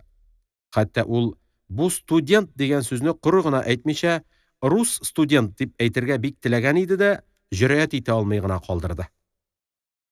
Фатиманың йөзеннән сүз башлагандагы елмаюы югалды. Аның коңгыр күзләре, бая Мөхәммәд белән сөйләшкән вакыттагы шикелле, коры һәм салкын очкыннар чәчрәтә башладылар. Аграк алсу, кечерәк кенә иреннәренең бер почмагы җиңелчә генә калтыранып куйды. Ул Хәсәнгә илтифатсыз гына күзләрен төшерде дә: "Сез кайсы студентны әйтәсез?" Исемә төште. Үткән якшәмбе көн иде бугай. Бер старый знакомый килеп привязаться иткән иде. Кажется, без аның белән бергә бер-ике кат әйләндек тә бугай. Ул чынлап та бик начар шуа шул, диде. Фатиманың болай яшеренүе һәм теге студентны бер генә мәртәбә иттифакый гына очрашкан иске белеш шикелле итеп күрсәтергә тырышуы бер яктан Хәсәннең ачуын китерде. Икенче яктан аны юатты. Чынлап та, әгәр Фатима ул студентмы? Ул студент миңа бөтен татар малайларына караганда якынрак кеше ул, дип күзләрен чекерәйтеп турса да, бер эш эшли алмас идең бит, дигән шикеллерәк бер фикер Хәсәннең йөрәге аркылы үтеп китте. Ләкин Фатиманың бу сүзләре чын күңелдән әйтелгән сүзләр түгел икәнен, бу бер яшеренү, халык фикереннән каплану икәнен Хәсән сизә иде. Шул сизү аның ачуын китерде. Аның Фатимага: "Юк, мин теге һәр вакыт синең белән подручка шуа торган студентыгызны әйтәм. Якшәмбе көн кем белән шуганыңызны күрмәдем.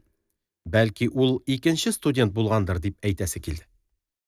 Ләкин Фатиманың йөзендәге зәңгәр су аклык, күзләрендәге илтифатсызлык һәм ирен читләренең калтыранып куюлары Хәсәнгә теләгән сүзен әйтергә ирек бирмәделәр. Фатима күзләрен Хәсәннән алып каядыр читкә, еракка караган шикелле итеп, почмакка карап утыра башлады. Хәсән уңгайсызланып кына тәмәке тартырга тотынды. Алгы бүлмәдән русча һәм татарча сөйләү, көлү, чыркылдау, шаулау тавышлары ишетелә иде.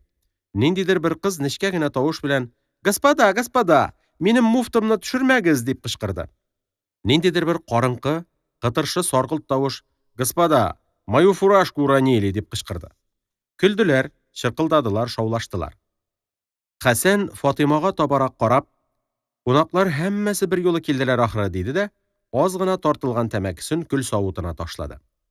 Һәр икесе яңа килгән кунакларның тизрәк залга керә башлауларын теләделәр.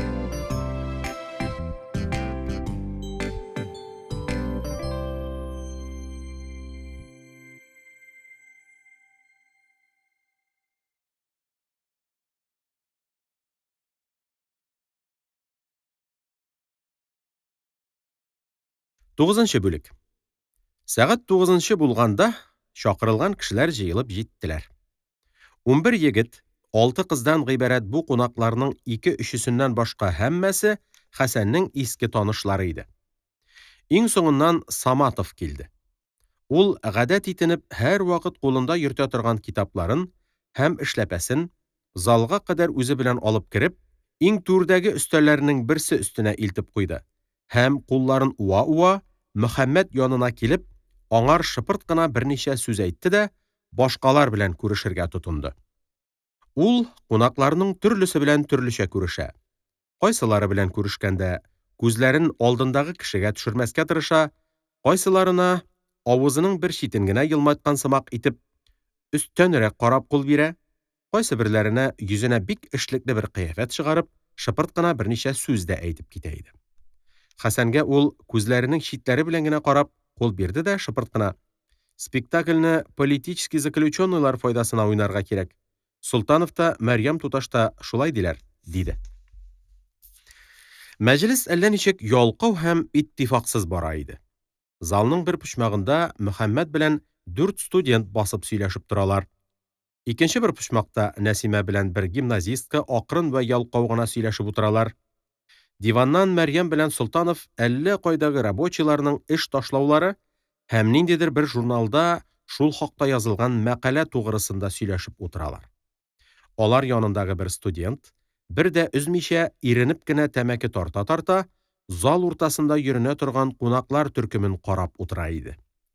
Бу соңгы төркем әллә ничек башкалардан айрым шау-шулырак, иттифаклырак һәм шатырак шикелле иде. Уртадан бара торган озынрак кына буйлы, чегән кызы күзләре шикелле кап-кара һәм үткен карый торган күзле кыз нәрсәдәндер бик кәефле көлде дә: "Әнә, Нәгыймәнең үзеннән сөйләтергә кирәк инде аны", дип Хәсән һәм Саматов белән сөйләшеп утыра торган сап-сары чәчле, түгәрәк кенә бераз сипкелле йөзле кызга ишарә итте. Нәгыймә җәһәт кенә урыныннан кузгалды да: "Суфия, Свинтус", дип дорфарак итеп шаярып эндәште. "Әгәр тегене сөйләгән булсаң, гомердә бәхил түгел", дип теге кызның янына килде. Нәгыймә артыннан Хәсән белән Саматов та төркемгә кушылдылар. Суфиянең уң ягыннан килә торган озын, таза гәүдәле, яңак сөякләре беленеп тора торган киң генә йөзле башкорт студент Җиһандаров бөтен киң йөзе белән киң генә елмаеп, Нәгыймәгә карады һәм калын гына тавыш белән: "Шулай итеп, сездән намаз укыйсызмы дип сорап ята диеңез. Менә татар", диде дә тупас кына көлеп җибәрде. Нәгыймә аңар җавап бирмичә Суфияга: "Свинтус син, Суфия, Свинтус", диде һәм бер почмакта Фатыйма Курамшина белән сөйләшеп утыра торган ике егетнең берсенә карап: "Әй, писатель, монда сезнең белән миннән көлеп яталар. Защитага килегез", дип кычкырды. Почмактан урта гына, нечкә генә буйлы, бик куе вә бик озын кара чәчле, кылыч борынлы, муенына галстук урынына чамадан тыш зур кара бант бәйләгән яшь кенә бер егет купты. Бер кулын чалбар кесәсенә тыгып, акрын гына атлап төркемгә иярде дә, акрын гына, йомшак кына, хәтфә паласлар, йомшак урындыклар арасыннан эреп югала торган тавыш белән: "Бездән көләләрме, Нәгыймә туташ? Бездәнме? Кем көлә? Кайсы көлә? Күрсәтегез әле миңа шул батырны", дип Нәгыймә белән Суфияга якынлашты. Нәгыймә калынчарак кына иреннәре белән җитез генә елмайды да Суфияны күрсәтеп: "Әүвәл менә бу Свинтус, аннары менә бу Җиһандаров әфәнде", диде. Егет Суфияга карап: "Сез көләсезме, Суфия туташ? Сезме? Бәлки сез әллә нинди Сабакевичның Нәгыймә туташ белән миннән намаз укыйсызмы?" дип соравыннан ди башлаган иде. Нәгыймә аңар сүзен әйтеп бетерергә ирек бирмичә: "Ах, Шәриф, сез дә Свинтус икәнсез. Башта да ул хәбәрне әле сез үзегез шулай арттырып, ялганнар кушып сөйләгәнсездер", диде. Шәриф ап-ак тип-тигез тешләрен күрсәтеп, акрын гына, иренгән сымак кына елмайды һәм: "Туташкаем, сез бит минем әйтеп бетергәнне ишетә алмый калдыгыз. Чөнки сез мине Свинтус дип сүгә башлагач, мин әйтәсе сүземне авыз эчемнән генә әйтеп бетердем. Авыз эчемнән мин шул слухларның берсенең дә дөрес түгеллеген, хәбәрләрне алай арттырып сөйли торган кешеләрнең, менә Саматов әфәндечә әйткәндә, буржуйлар икәнен сөйләдем", дип, бер күзе белән генә Саматовка ишарә итеп алды да Нәгыймәгә карады. Кызлар көлделәр. Саматов Хәсәнгә карап: "Невежалар шулай кеше әйткәнчә генә әйтә алалар", диде дә бер үзе генә тавык кытаклаган шикеллерәк тавыш белән көлде. Нәгыймә Саматовның сүзен дә, көлүен дә игътибарга алмыйча, бөтен гәүдәсе белән әллә кая ашкынган шикелле бер хәрәкәт ясады да: "Ах, простите, Шәриф әфәнде. Сөйләп бетерегез, ну снова", дип зәңгәр күзләрен тутырып Шәрифкә карады. "Менә шулай дисәгез, туташкай, мин сөйлим инде", дип Шәриф шул ук йомшак тавыш белән, җиңелчә елмаеш белән каргылт-коңгыр күзләрен әле Суфияга, әле Җиһандаровка, әле Нәгыймәгә күчереп сөйләргә тотынды. "4нче көн без Архангельск губернада сөргендә ята торган Атласов әфәндедән хат алдык. Аның бер тиен дә акчасы калмаган икән. Бик мохтаҗлыкта икән. Менә шуннан соң без бер 5-6 кеше киңәш итештек тә, кайсы бер байлардан ярдәм сорамакчы булдык. Нәгыймә туташ белән мин дә 2-3 татар купецыннан теләнергә өстемезгә алдык. Хей киттек, хей барамызла. Илаһым, берсеннән 5 тәңкә алдык. Берсеннән 10 тәңкә алдык, матурларым. Нәгыймә туташым 3нче кешегә керергә дә риза булды. Кемгә керергә? Туташка әйтә: "Менә Саттаровларга керәбез. Аларның кызлары городской театрга йөриләр. Аталары тәрәккый пәрвәрдер", ди. Миндә гаеп юк, матурларым. Мин Нәгыймә туташка: "Ай туташ, ул Саттаров дигәнегез кешеләр сөйләвенә караганда Сабакевич белән Плюшкинның икесеннән кушып ясалган нәрсәгә охшый ул", дип әйтеп уздырдым. Кердек. Саттаровның үзен сорадык. Казаки дисәң кыскарак, пиджак дисәң озынрак бер төрле нәрсә кигән, Куймакланып беткән кәләпүшле, зур ата күзе төсле бер татар килеп чыгып торып җибәрде, матурларым. Күрсәгез, хушларыгыз да китәр иде. Мин сәлам биргән булдым да, үземчә осталанып, йомышымызны сөйләдем.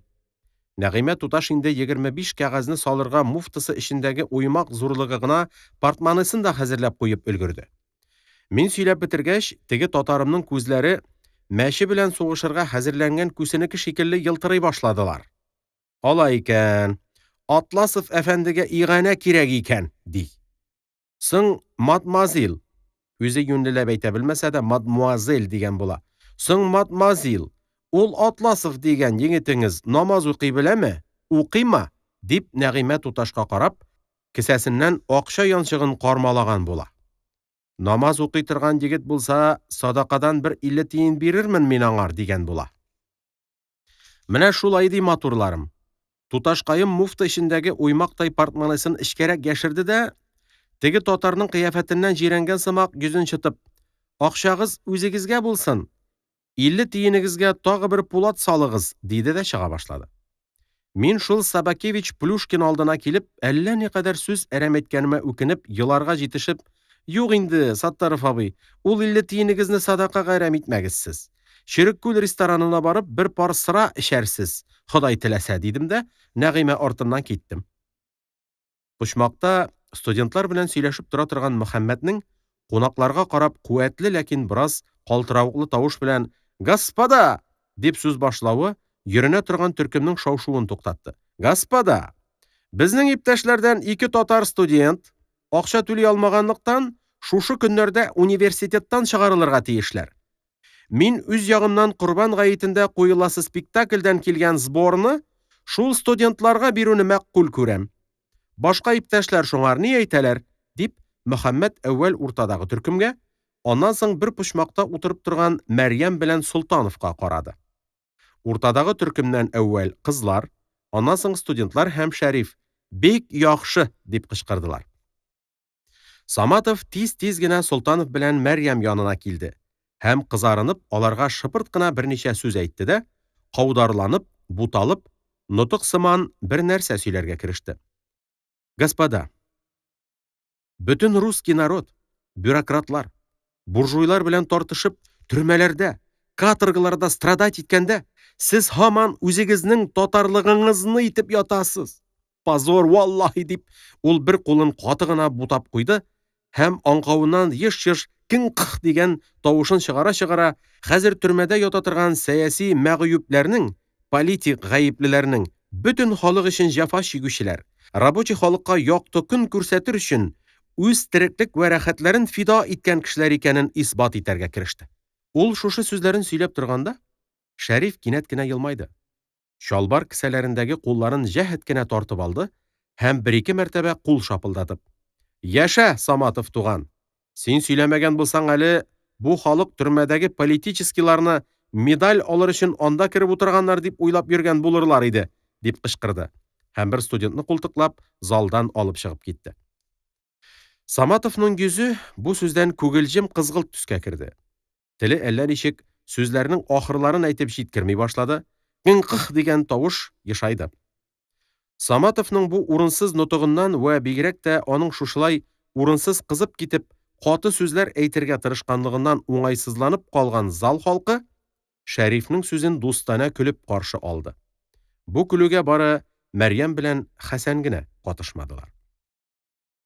Саматов сүз башлаганнан бирле әллә ничек мыскыллабрак елмаеп торган Мөхәммәт, халыкның көлеше тукталып бетәр-бетмәс, нервный гына тавыш белән: "Карагыз әле, господин Саматов, сез безгә брошюралардан бикләнгән нәрсәләрегезнең барысын да сөйләп бетермәгез. Мондагы кешеләр, мин уйлыйм, политический заключенныйларның ни өчен ябылганлыкларын сездән яхшырак белмәсәләр, сезнең кадәр генә беләләр", ди башлаган иде. Солтановның катышуы белән сөйләшү икенчерәк кыяфәткә кереп китте. Солтанов простой гына, ләкин бик чиста һәм бик пөхтә киенгән, күз вә кашлары белән елмаеп тора торган озын чарак кына, тулырак кына матур йөзле һәм матур кыйланышлы 20-26 яшьлек егет иде. Ул Саматовның нутыгы башлангач та, кечкенә баласының мәгънәсез сүзләреннән көлеп утыра торган атаның елмаешы шикелле, җиңел һәм тыныч бер елмаеш белән яктырып утыра башлады.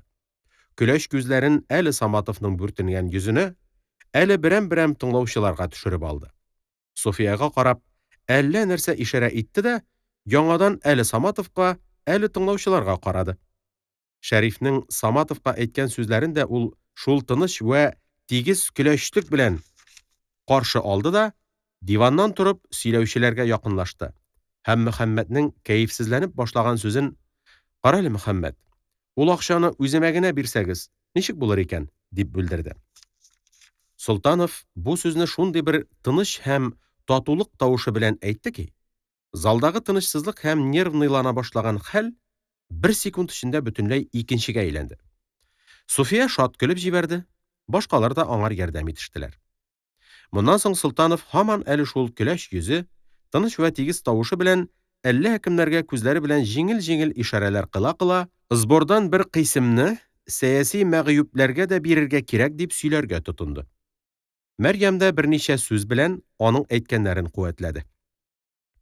Бераз сөйләшкәч, халык спектакльдән килгән акчаны теге ике татар студенты өчен университетка түләгәннән калган кадәресен сәяси мәгъюбләр файдасына бирмәкче булды. Н пьесасын Мөхәммәт, Нәсимә һәм әүвәлдә мәдрәсә шәкертләре булган Солтанов, Хәсән, Шәриф, Габдулла Гомәровларның укып чыкканнары булса да, башкаларның укыганнары юк. Бары кайсы берләренең генә моннан 3-4 ел әүвәл дәвам иткән кечкенә бер җәмгыятьтә укылганны ярым йорты тыңлаганнары гына бар иде.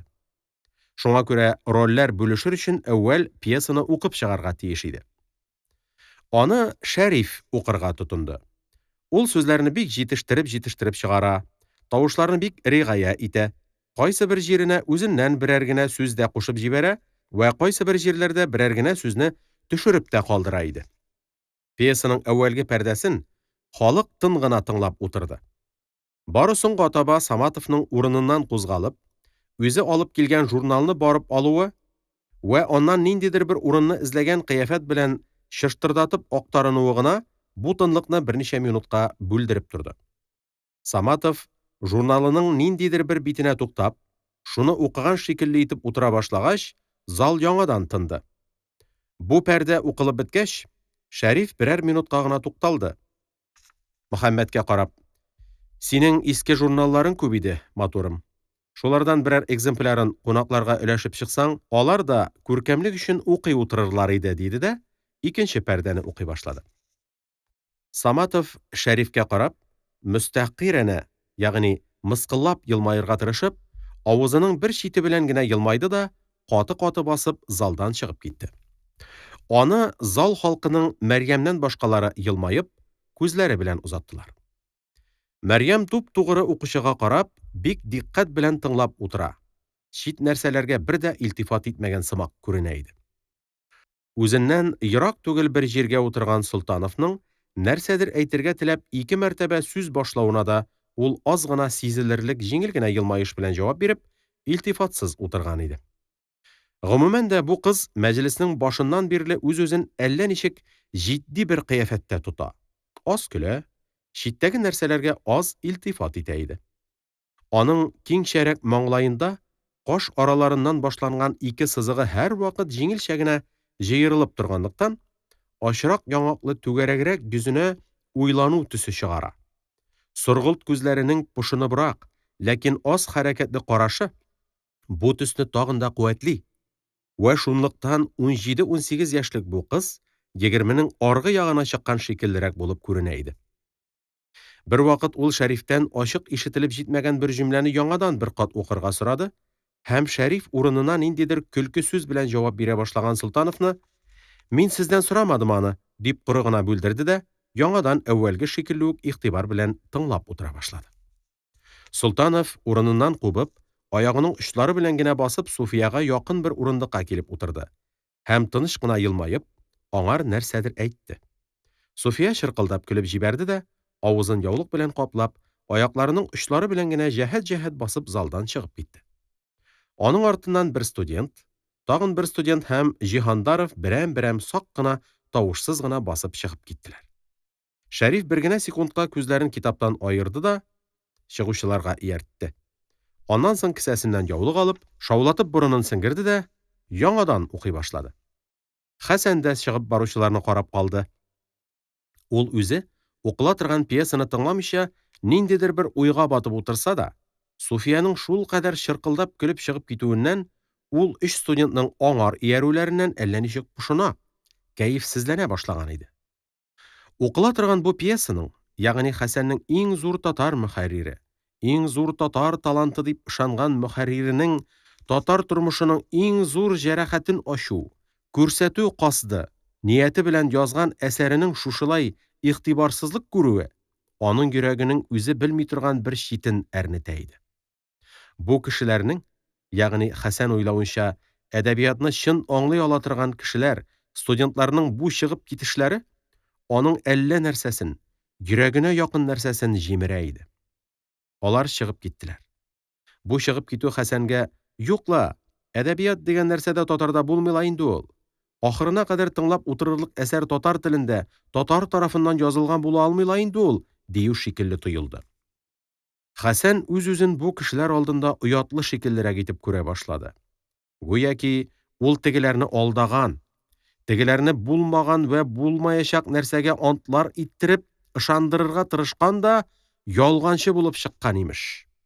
Гүяки Хәсән бөтен мәҗлестә бер үзе татар икән дә, теге кешеләр алдында шул татарлыгы белән оятка калган икән. Менә шушындый тойгы белән рәхәтсезләнеп, Хәсән бераз вакыт хәзер үзенә нишләргә кирәк икәнлеген тәгаен итеп җиткерә алмый утырды. Аннан соң кинәт үзеннән ерак түгел генә бер җирдә утыра торган Нәгыймәгә нәрсәләрдер әйтмәкче булып сүз башлады. Гүяки моның белән ул теге чыгып киткән кешеләргә үзенең дә татар теле белән татар язган нәрсәгә әллә никадәр игътибар итми икәнлеген күрсәтмәкче вә шулай итеп үзенең алар алдында оятлылыгын бераз киметмәкче иде. Нәгыймә бераз бөкрәебрәк утырган килешеннән җәһәт кенә турайды да, Хәсәннең сүзе беткәнен көтмичә, «Сөйләшмәгез, тыңларга мишайт итәсез» диде.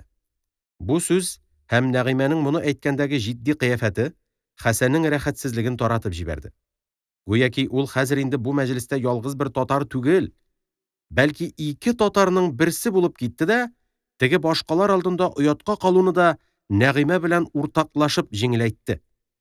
Моннан соң инде Хәсән Мәрьямның бик дикъкать белән тыңлап утырганын күрде. Һәм Нәгыймә вә Мөхәммәдкә карады да, теге рәхәтсезлеген бөтенләй дияргә ярый онытты. Аның күңелендә фәкать теге чыгып киткән кешеләрнең һәм Саматовның бишәвеннән бәйләп ясалган бер төен генә калды. Бу арада инде Шәриф икенче пәрдәне бетереп, өченчесен укырга тотынган иде.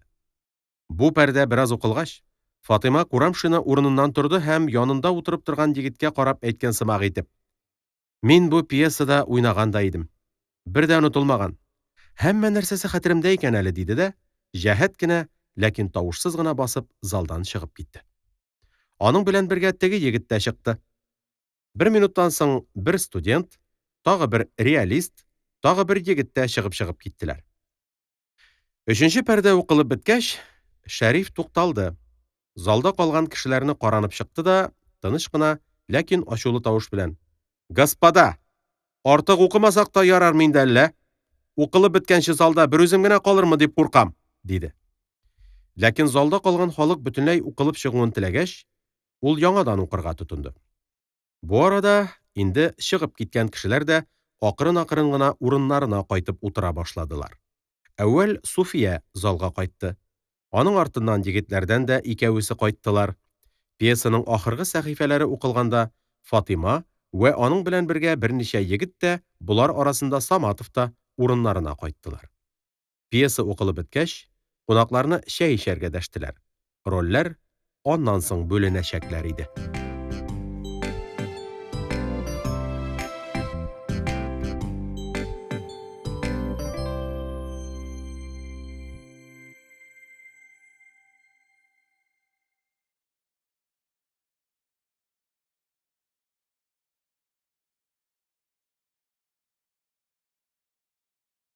Унынчы бүлек. Хәсән өенә кайтып җиткәндә, сәгать инде 2 иде. Ул Сөләймановлардан бу якка кайта торган зур бер төркемгә ияреп чыгып, башка егетләр белән бергә Суфия һәм Нәгыймәне өйләренә кадәр озатышкан иде. Урынына яткач та әле ул тиз генә йоклап китә алмады. Зуррак мәҗлесләрдән кайткач, гадәттә аны борчый торган әллә нинди бер пошыну бүген дә аны кәефсезләндерергә тотынды. Башта ул үз-үзенә бүгенге кичнең хисабын бирергә кереште. Яңа белешләнгән кешеләрен бер кат күз алдына китереп карады. Фатыйма белән сөйләгән сүзләрен, Саматовның нутыгын, Шәриф вә Мөхәммәднең аңа җавапларын, пьесаның тыңлаучыларда калдырган вә калдыра алмаган тәэсирен, чәй янын, рольләр бүлүне, Суфия белән Нәгыймәне озатуны һәммәсен берәм-берәм уйлап уздырды. Яңа белешләнгән кешеләреннән Мөхәммәд белән Нәгыймә аңар әллә ничек шактый якын кешеләр шикелле тоелалар иде. Аларның, хосусан Мөхәммәднең тәкәллефсезлеге, моңар башкалар, студентлар белән нәкъ бер дәрәҗәдә күргән шикелле мөгамәләсе һәм киткәндә көннәр вә вакытлар тәгаен итеп икенче килергә чакырып калуы Сөләймановлар гаиләсен Хәсәнгә якынайталар иде. Фатыйма белән сөйләгән сүзләрен ул өстән генә уйлады да тизрәк башыннан куарга тырышты. Алар кызыксызлар, урынсызлар һәм вакытсыз сөйләнгәннәр шикелле иде. Саматовның нутыгы, Шәрифнең аннан мәсхәрә итүе Хәсәндә әллә ничек бер-берсенә каршы тойгылар тудыра иде. Ул Саматовның үзен яратмаса да, әллә ничек күңеленеңме, гакылыныңмы бер чите белән аның сәяси фикерен вә шул фикерен берәүгә дә карамыйча ачы сүзләр белән һәрбер җирдә сөйләп вә химая итеп яклап йөрүен ярата иде. Хәсәннең дә спектакльдән килгән сборны сәяси гаеплеләр файдасына бирдерәсе килде. Бу бер яктан. Икенче яктан, Шәрифнең Саматовтан мәсхәрә итүе, көлүе дә Хәсәнгә һәм кызыклы, һәм үткен шикелле тоела иде дә, күңеленең бер чите белән ул Шәриф белән бергә Саматовтан көлешә, аны мәсхәрә итешә иде. Чәй янын һәм Суфия вә Нәгыймәне озатуны хәтеренә китергәндә, Хәсән инде борчыла башлады. Бөтен ул мәҗлестә, бөтен шул төркем эчендә ул үзен әллә ничек иң түбән әгъзалардан берсе итеп саный да, шул эштән үзе хурлана иде. Күбрәге студент вә курсистка, гимназист, реалист вә гимназисткалардан гыйбарәт бу мәҗлестә ул үз-үзен кирәксез, артык, урынсыз һәм түбән күрә дә ватыла, борчыла, җәфалана иде. Аның карашында бу кешеләр әллә ничек моңар караганда югары торалар да, шул югары урыннан моңар таба бөкрәеп кенә, кызганып кына карыйлардыр шикелле иде. Моннан 4-5 ел әүвәл мәдрәсәнең пишкадәм шәкерте, мәдрәсәне тәмамлап та шунда яшәүче шәкерте булып яткан вакытта, Хәсәндә мондый тойгылар юк иделәр әле. Ул вакытларда Хәсән үзе әле үзенең тирәсендә бик күп кешеләргә югартын торып кына карый, аларны төрле җитешсезлекләр өчен кызгана һәм шул җитешсезлекләр урынында әллә никадәр фазиләтләр күреп, үз-үзеннән бик риза була иде. Үзенең укыган вә белгән нәрсәләренең үз карашында кадер вә мәртәбәләре югалган көннән бирле инде бу үз-үзеннән ризалык тойгысы акрын-акрын җимерелеп төшеп, аның урынына менә шушы борчылулар Хәсәндә еш-еш була башлаганнар иде. Мин нәрсәгә дип Шәриф белән теге студентка ияреп Суфияны озатырга бардым, дип Хәсән үз-үзенә бер сөаль бирде дә, җавабын таба алмыйча борчылды. Суфия бер курсистка, теге студент бер студент. Шәриф ул тагы әллә ничек кенә, һәрбер обществода яратыла торган, һәрбер мәҗлестә кирәгенчә була белә торган, үткен һәм үзенә буйсынучан теле белән һәр кешегә тиешенчә сүз сөйли ала торган кеше. Билахир ул бер гәзитәче, модага кереп бара торган бер мөхәррир. Әмма мин алар арасында нәрсәгә кирәк идем, дип ул үзенең эч пошыргыч уйлануын акрынлап җәйде һәм киңәйтте. Суфия әле теге студент, әле Шәриф белән сөйләшеп чыркылдап көлеп барды. Мин шаһит булып бардым. Суфия теге студентны һәм Шәрифне үзләренә килгәләргә чакырды. Хәтта Шәрифне вакыт тәгаен итеп, иртәгә сәгать 7-дә кил, дип чакырды. Шулар рәтеннән килештермәстән генә мине дә чакырды. Вакытыңыз барда, безгә дә килгәләгез, диде. Ләкин ул приличие өчен әлбәттә. Шуның өчен генә иде. Чөнки Суфияга да, аларның бөтен гаиләсенә дә мин бер яктан да интересный кеше түгел, дип Хәсән пошына уйланды. Сәгать 3 тулганда гына ул йоклап китте.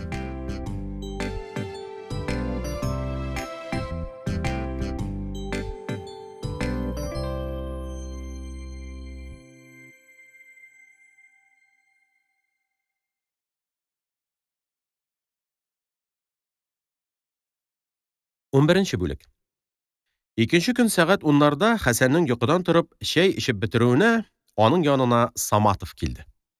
Саматов үзенең соры төстәге җәйге пальтосы, кара эшләпәсе белән генә булганлыктан, артык дәрәҗәдә туңган, аның бит урталары өшегән карбыз кисәкләре шикелле тигезсез вә ямьсез кызарынган һәм бераз бүртенгән иделәр. Кулындагы зур төенчеген ул Хәсәннең караваты өстенә илтеп салды. Төенчекнең барып төшүеннән караватның дыңгырдап китүе бу бәйләмнең эчендә ниндидер авыр нәрсә, мәгъдән, таш нәрсәсе бар икәнлеген белгертә иде. Саматов өшеп кызарынган тупас кулларын уа-уа килеп Хәсән белән күреште дә: "Слушай-ка, капка төбендә минем ломовоем акча көтеп тора. Син шуңар 10 тиен акча чыгарып бир", диде. Хәсән әллә нинди ялкаулык һәм эч пошыну карашы белән Саматовка карап алды да, җавап бирмичә генә портмонесын чыгарып, аның эченнән акча сайлады. Аннан соң иренеп кенә атлап чыгып китте. Саматов пальто, эшләпә һәм тужурка сымак нәрсәсен салып, караватка ташлап, күлмәкчән калды да, мичкә аркасын терәп җылына башлады. Аның өстендәге кара күлмәгенең итәге урыны белән ниндидер бер ялтыравыклы нәрсәгә былчыранган һәм 2-3 җиреннән папирос уты белән тишелгән булганлыктан, кола сымак булып тора. Күлмәк өстеннән буган кызыл зөннар урыны белән кырылган һәм чуклары теткәләнгән булганлыктан, берәр нәрсәдән генә өзеп алынган киндерә шикелле күренә иде. Хәсән акча түләп кергәч, Саматов күзләрен үзе алып килгән төргәккә терәп: "Слушай-ка, син хозяйкаңа самавыр куярга әйт. Мин әле бүген иртә чәйне дәшмәгән. Масса эшләр. Иртәдән бирле чабам.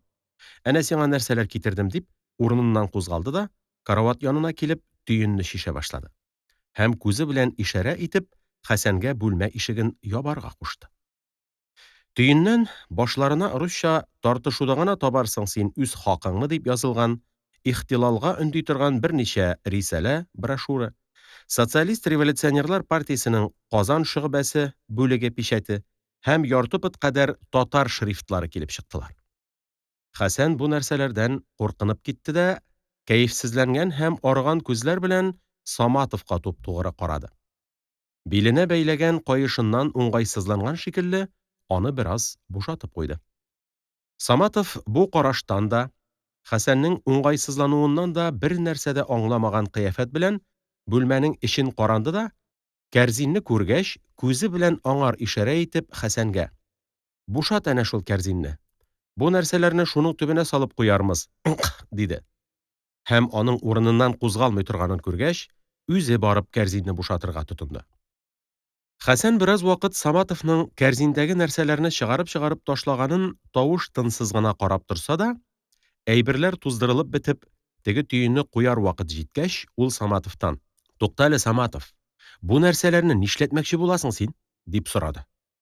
Саматов йөзенә бу сораштан гаҗәпләнгән кыяфәт чыгарырга тырышып, Хәсәнгә илтифатсыз гына күз төшереп, авызының бер генә читен тупас кына елмайтып: "Тозламакчы булам. Менә дурак, шуны белми тора икән", диде дә, рәттән берничә мәртәбә дигән тавыш чыгарды. Аннан соң, йөзен кинәт бик чынлыклы кыяфәткә кертеп, Хәсәннең сүзенә җавап бирде. "Берәүдә предполагается обыск. Бу әйберләр анда торалар иде. Аларны сакларга миңа бирмәкче булдылар.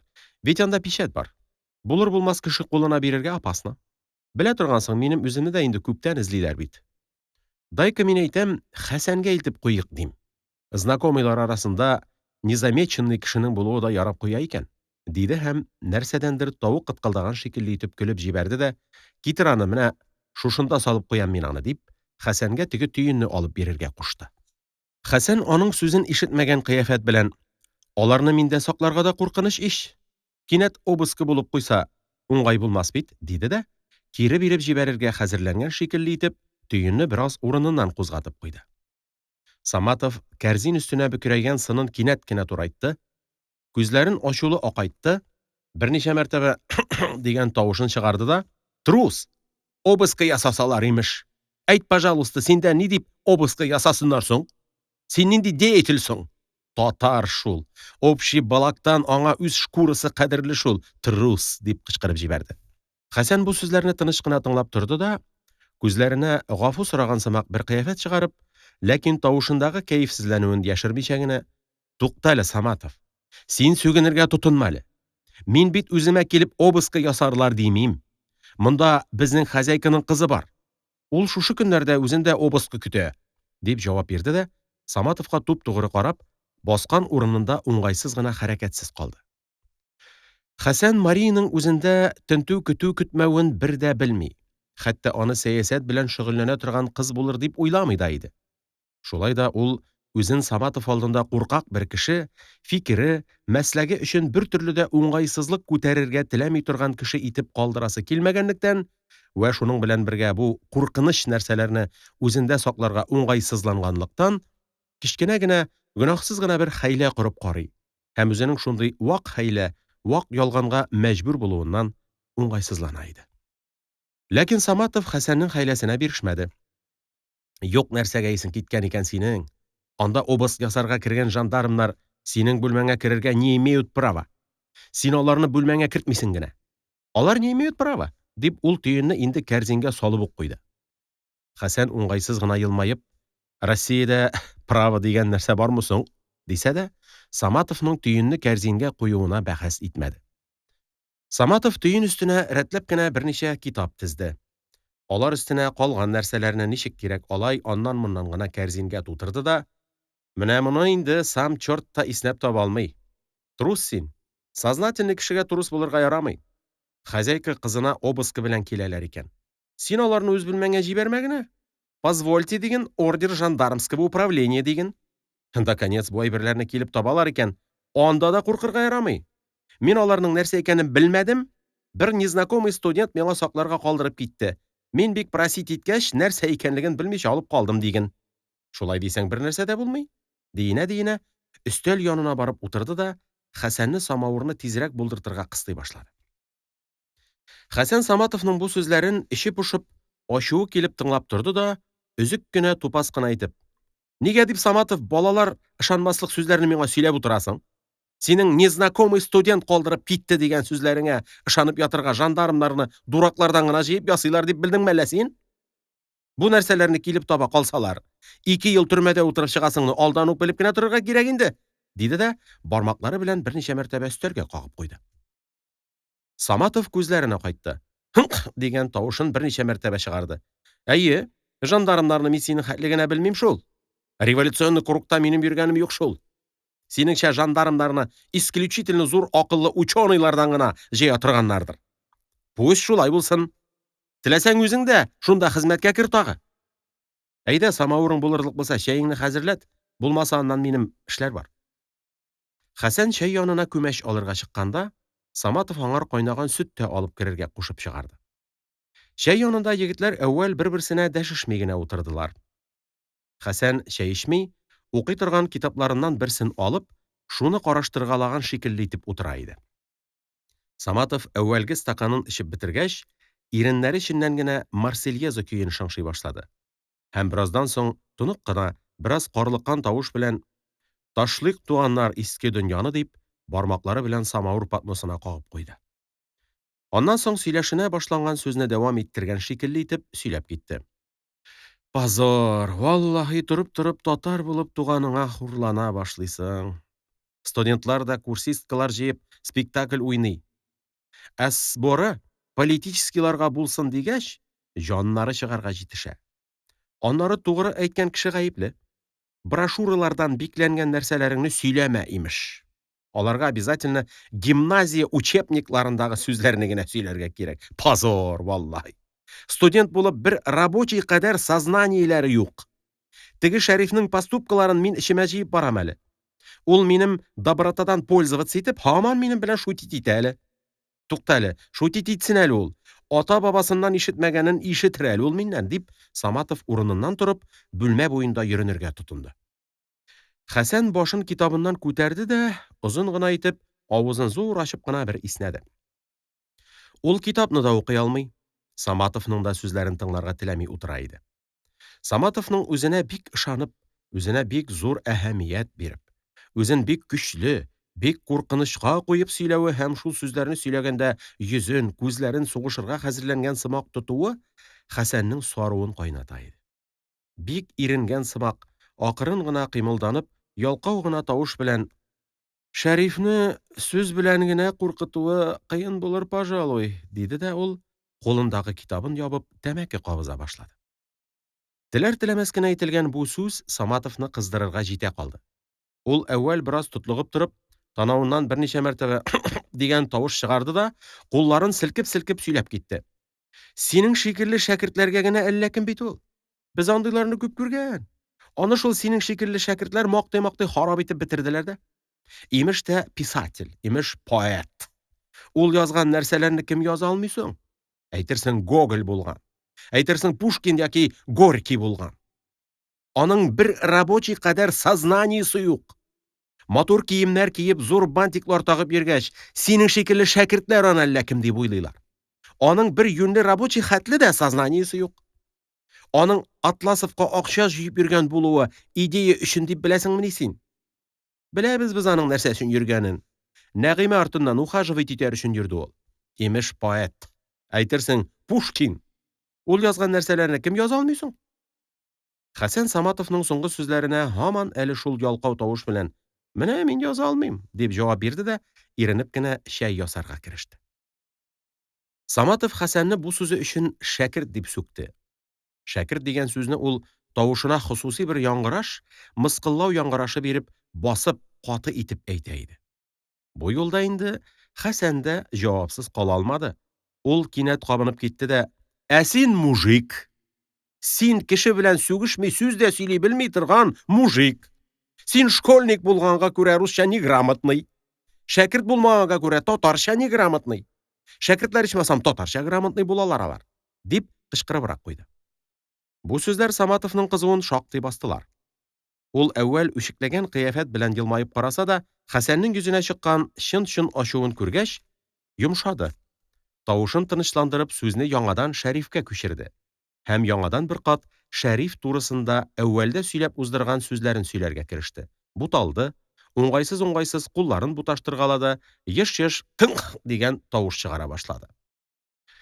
Саматов самавар булганчы бик ашыккан төсле кыйланса да, чәй эчелә башлагач, иркенләп куйды. Чәй эчелә башлагач, иркенләп утырды.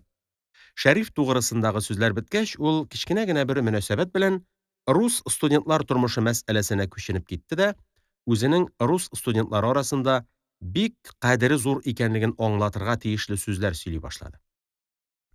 Хәсән бу сүзләрне ышанып җитмичә вә бик ялкау тыңлый. Вә аның өстенә бүген тагын сабаклары укыла алмый калудан пошына иде. Ул үз-үзенә сөйләнгән шикелле итеп кенә: "Тукта әле, бая калган бер задачаны чыгарып ташлыйм әле", диде дә китаплар арасыннан әлҗә бер задачнигы алып эшли башламакчы булды. Саматов сөйли торган сүзен кисмичә генә задачникны Хәсәннең алдыннан алды да, иң әүвәлге битен карады. Бер битен ачты, тагы бер битен ачты, иң ахыргы битен ачты һәм шул битне карана-карана сүзен сөйләп бетерде дә, илтифатсыз гына елмаеп Хәсәннән: "Шушы ерундалар белән нәрсәгә дип баш ватасың?" дип сорады. Хәсән җавап бирмәде. Бары җиңелчә генә ике иң башын күтәренкерәп куйды.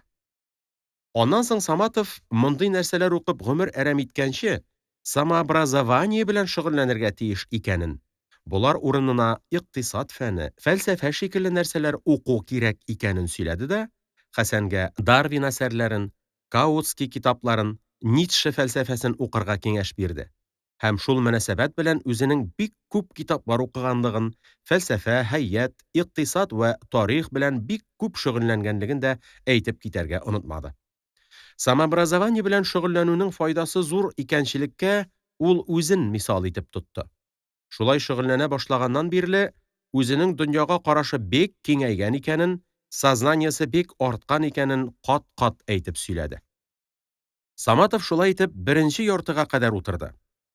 Ул киткәч, Хәсән соң дәрәҗәдә пошынып, эченнән аңар ләгънәтләр укый-укый сабакларына тотынып караса да, мәгънә чыкмады.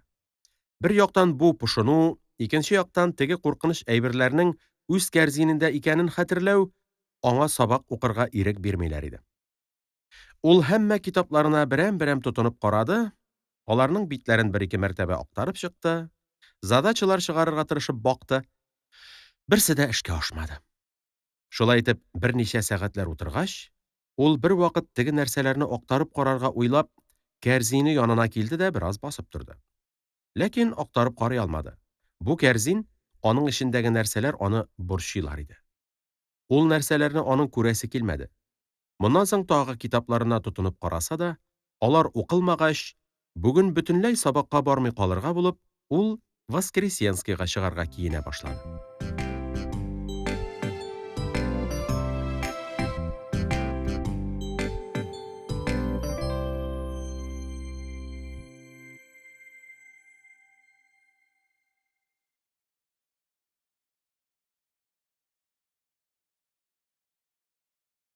12 бүлек. Кичәге мәҗлестә рольләр бүленгәч, үзенең татарча яхшы яза алмаганын сөйләп, Мәрьям Хәсәннән үзе уйнаячак Фәхрия карчык ролен күчереп бирергә үтенгән иде. Хәсән дә вәгъдә биргән иде. Шуны күчермәкче булып, ул сәгать 5ләрдә үк фатирына кайтты. Бүген сәгать 7ләрдә ул аны Мәрьямгә илтеп бирмәкче иде. Хәсән чиста гына бер дәфтәргә, ачык кына, матур гына язу белән Фәхрия карчык сөйләргә тиешле сүзләрне язып бетерде дә, дәфтәрнең өстенә эре генә хәрефләр белән «Роль Фәхрии Карчика» дип язып куйды. Аннан соң киенеп, ап-ак яка, ап-ак җиңнәр куеп, сәгать 7 тулганын көтәргә залга чыкты. Анда Мария ниндидер ленталар рәтләп утыра иде. Сез кая барырга булай киендегез, Евгений Петрович? Әллә сез дә концертка барасызмы? Мин бүген Дворянское собраниегә концертка барам. Миңа бер иптәш кызым билет җибәрткән. Юк, мин концертка түгел. Мин бер йомыш белән. Ну төкерегез йомышыгызга. Әйдәгез концертка барыйк. Мин әле кем белән кайтырмын дип уңгайсызланып торадыр идем. Әйдәгез. Әйдәгез. Евгений Петрович, анда бик күңелле булыр. Рояльдә бик яхшы уйнаучы концерт бирә. Әйдәгез, барасыз бит, әйме? Барасыз бит, дип Мария Хәсәннең күзләренә карап торды. Хәсән аңар йомышының бүгеннән калдырырга ярамаганлыгын сөйләгәч, ул: "Алай булса, сез мине Дворянское собраниегә кадәр озатырсыз да, аннан йомышыгызга барырсыз. Ул тәмам булгач, тагы Дворянское собраниегә килерсез. Шулай мөмкин бит? Була бит? Шулай итәмез бит?" дип Хәсәнгә иркәләнебрәк, хәйсиятләнеп карады. Бераз кыстаткач, Хәсән шулай итәргә разый булды. 8нче яртылар булганда Мария киенеп бетерде. Ул бүген гимназия формасында түгел, очсызлы гына материядән декольтеләп тегелгән озын күлмәк кигән, шактый беленеп торган корсет куйган, чәчендә әллә ничек дамаларныкына охшашлы итеп, артык күпертеп ясаган иде. Бу киеме вә бу прическасы белән ул бер гимназисткадан бигрәк урта гына тормышлы бер приказчик хатынына охшый. Һәм биек прическа аның җәенкерәк борынының матур түгеллеген ачык күрсәтеп тора иде. Хәсән аңар: "Сезгә гимназия формасы килешә төшә икән. Прическагызның да әүвәлгесе яхшырак", диде. Мария: "Чынлапмы? Ну, зарар юк. Формада бармакчы булсаң, начальницадан рөхсәт сорап торырга, әллә нинди ялган хәйләләр табарга кирәк була", диде дә сынын җәһәт-җәһәт боргалады. Юлда алар бераз вакыт сөйләшми генә бардылар. Аннан соң Мария әллә нәрсәләр табып сүз башлады. Сөйләнгән нәрсәләр ваклар, һәр икесе өчен кирәкмәгән, тик бармастан гына сөйләшенә торган нәрсәләр иде. Ниндидер мөнәсәбәт белән Мария бервакыт городской театр артистларыннан берсенең уенын мактап китте. Тәфсилләп, узак мактады да, ахырдан гына шул артистның күптән инде үзе белән танышырга теләп йөргәнлеген әйтеп куйды. Хәсән бу артистны белә, һәм аның кызлар арасындагы шөһрәтенең яхшы уйнаганлыктан түгел, бәлки матур булганлыктан икәнен белә иде. Марияның аны мактавын Хәсән ихлассыз гына тыңлап килде дә, ашыгып кына: "Алай булгач, нидән эш кала соң? Сез аның белән тизрәк кенә танышыгыз. Бик күп гимназисткалар аның белән танышу өчен үзләре әллә никадәр мәшәкать чигеп, ялынып, ялварып йөриләр. Аны төрле җирләрдә сагалый гаҗиз итеп бетергәннәр инде, дип сөйлиләр бит", диде дә Марияның күзләренә тугры карады. Һәм иченнән генә: "Син танышырга йөри торгансыңдыр да әле, ул бик ашыкмый торгандыр", дип уйлады. Мария Хәсәннең сүзенә җавап бирмичә: "Ник ул кадәр тугры карадыгыз миңа?" диде дә, тайылып киткән сымак итеп Хәсәннең беләгенә тотынды.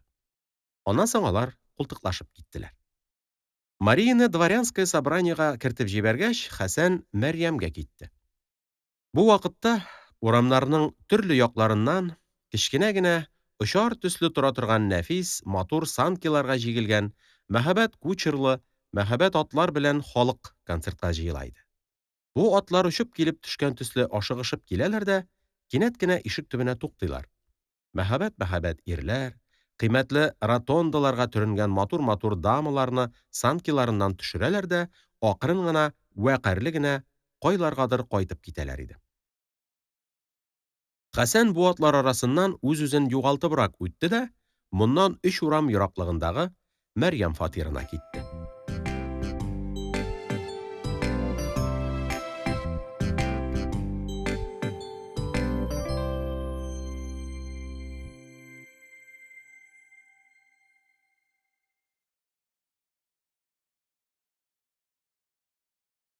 13-нче бүлек. Мәрьям Уфа мирзаларыннан бай бер мирзаның кызы иде. Ата-аналары Уфа тирәсендә үзләренең зур именияләрендә торганлыктан, ул уку вакытларында гаиләсеннән аерым тора иде. Ишек ачарга чыккан, песи борынлы, ак алъяпкычлы җилбәзәк асрау Хәсәннең «Мария Шәйховна өйдәме?» дип соравына каршы, аны бер бүлмәгә алып керде. Атлас тышлы йомшак мебель, яхшы өстәлләр, зур-зур картиналар белән җыештырылган, электрик лампасы белән яктыртылган ике тәрәзәле бу бүлмәнең төрле җирендә русча китаплар, гәзитә вә журналлар, ниндидер русча кулъязма кәгазьләр һәм гимназия формасы ак алъяпкыч тузгып яталар иде. Берәр минуттан Мәрьям үзе дә бүлмәсенә чыкты һәм «Хуш килдегез, Хәсән әфәнде. Сезне нинди тузгыган бүлмәгә кертеп утыртканнар?» диде, Хәсән белән күреште дә, асрауны чакырып шул алъяпкычны алып куярга һәм тузгыган китаплар, журналлар, гәзитәләрне җыеп куярга кушты. «Саша, шул кадәр тузгытып тотарга мөмкинме соң бүлмәне?» Мәрьям бүген үзенең тәкәллефсез генә тегелгән коричневый күлмәге һәм илтифатсыз гына башының артына укмаштырып куелган чәче белән гадәттәге үз күренешенә караганда ямьсезләнә төшкән шикелле иде. Хәсән үзенең язып китергән нәрсәсен биргәч, ул аны ачып карый-карый: «Нинди матур итеп язгансыз. Мәшәкатегез өчен бик күп рәхмәтләр инде сезгә. Белмәгәннең беләгә уртмый диләрме әле, ни диләр? Безнең татарча яза белмәвебез аркасында белгән кешеләр мәшәкатьләнәләр. Чынлап уйлаганда, ана телендә укый яза да белмәү бик зур хурлык бит инде ул», диде дә Хәсәнгә карады. Хәсән: «Ну, аның мәшәкате күпме дә, эше күпме соң? Аның өчен ул кадәр зур рәхмәтләр әйтеп торуда әллә ничек инде. Ана теле дигәннән сез, Мәрьям туташ, татарчаны замечательно чиста сөйләшәсез», дип, Мәрьямнең ахыргы сүзләренә җавап биргән самак итте. Мәрьям уйчан гына елмайды. «Әллә инде, сөйләшә дә белмәскә. Ул гына күп булмас инде», диде. Мәрьям чынлап та татарча бик саф сөйләшә. Русча бер сүз дә дип әйтерлек кыстырмый, хәтта кайсы бер татарчалыгы шөбһәле хәрефләрне дә татарчаландырып тәләффүз итә, әйтә иде. Х хәрефе аның авызыннан әллә ничек х-га охшашлырак булып чыга. Һаман, һәр дигән шикелле сүзләр аның телендә һаман хәргә якын булып ишетеләләр иде. «Сез, Мәрьям туташ, ник Әсма ролен алмадыгыз? Минемчә, сез аны бик яхшы уйный алыр идегез», дип, Хәсән сүзне спектакльгә күчерде. «Бәлки, уйный алган булыр идем дә, Нәгыймә белән мин алмасам, карчыклар ролен уйнарга теләүче табылмый бит. Әсма ролен Суфияның аласы килде. Хәер, мин ул Әсманы ул кадәр яратып та бетермәдем. Шуңар күрә аны да мин артык бирелеп яратып уйный алмас идем. Бигрәк изелгән, бигрәк үз-үзен басымчак итеп бетергән хатын. Бер дә самолюбиесе юк. Ире аны шул кадәр хурлый, аның өстеннән хатыннар ала, ә ул аны һаман сөя. Андый кешеләрнең чынлап булуына да мин ышанып бетә алмыйм.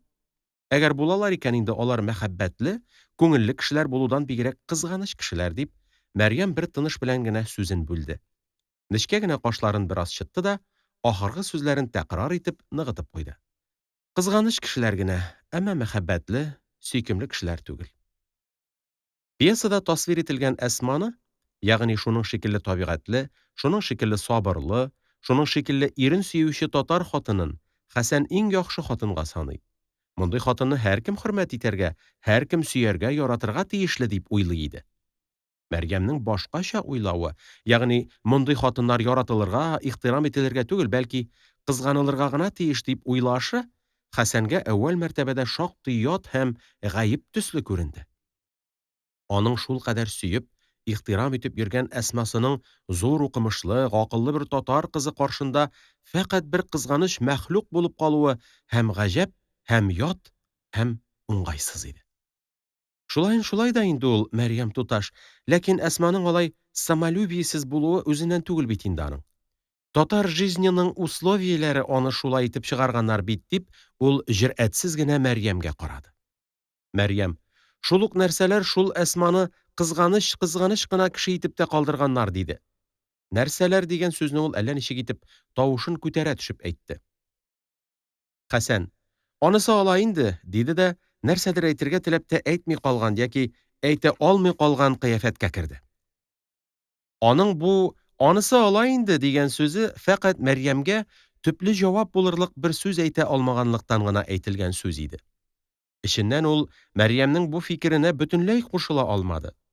Моннан 5-6 ел элек, шәкерт чагында, Хәсән әүвәл мәртәбә ул пьесаны укып чыккан вә шул вакытта Әсманы чиксез чамасыз кызганган һәм аңар бик изге, бик күп мәшәкать чиккән вә шул мәшәкатькә сукранмый сабыр иткән, һаман ирен сөйгән Әсмәгә мәхәббәт иткән иде. Әле дә аның шул мәхәббәте Мәрьямнең сүзләре белән генә җимерелә алмады. Ләкин Мәрьямнең сүзләре дә аның өчен бер дә тәэсирсез калмадылар. Ул үзенең Әсманы яратуының урынлымы, түгелмелегендә шиккә төште.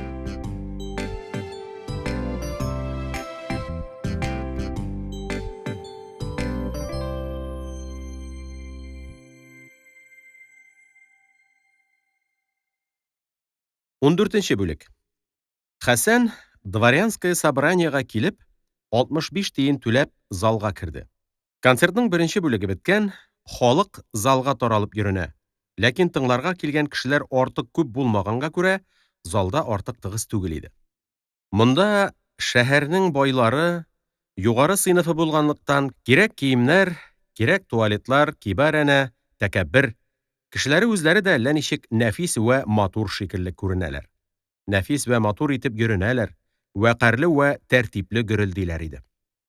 Хәзер генә тегелгән шикелле таушалмаган фраклар кигән, калын вә авыр алтын чылбырлар асылындырган, чиста чәчләрен матурлап тарап куйган купшы егетләр, бриллиантларга чумган, иң соң мода белән тегелгән ефәк күлмәкләр кигән, иң соң мода белән бизәнгән, бераз кыйланчыграк хатын вә кызлар арасында Хәсән үз-үзеннән югалып китте. Ул үзен таушалган тужуркасы, иң күренә торган бер җире карала төшкән искерәк мода галстугы һәм арт яклары кырыла төшкән штиблетлары белән бу бай һәм купшы кешеләргә ят вә чит итеп тоя. Һәм булар арасында әллә ничек уңайсызланыбрак, бераз тартыныбрак йөри иде. Кеше азрак бер җиргә килде дә, ул туктап Марияны карангалап тора башлады.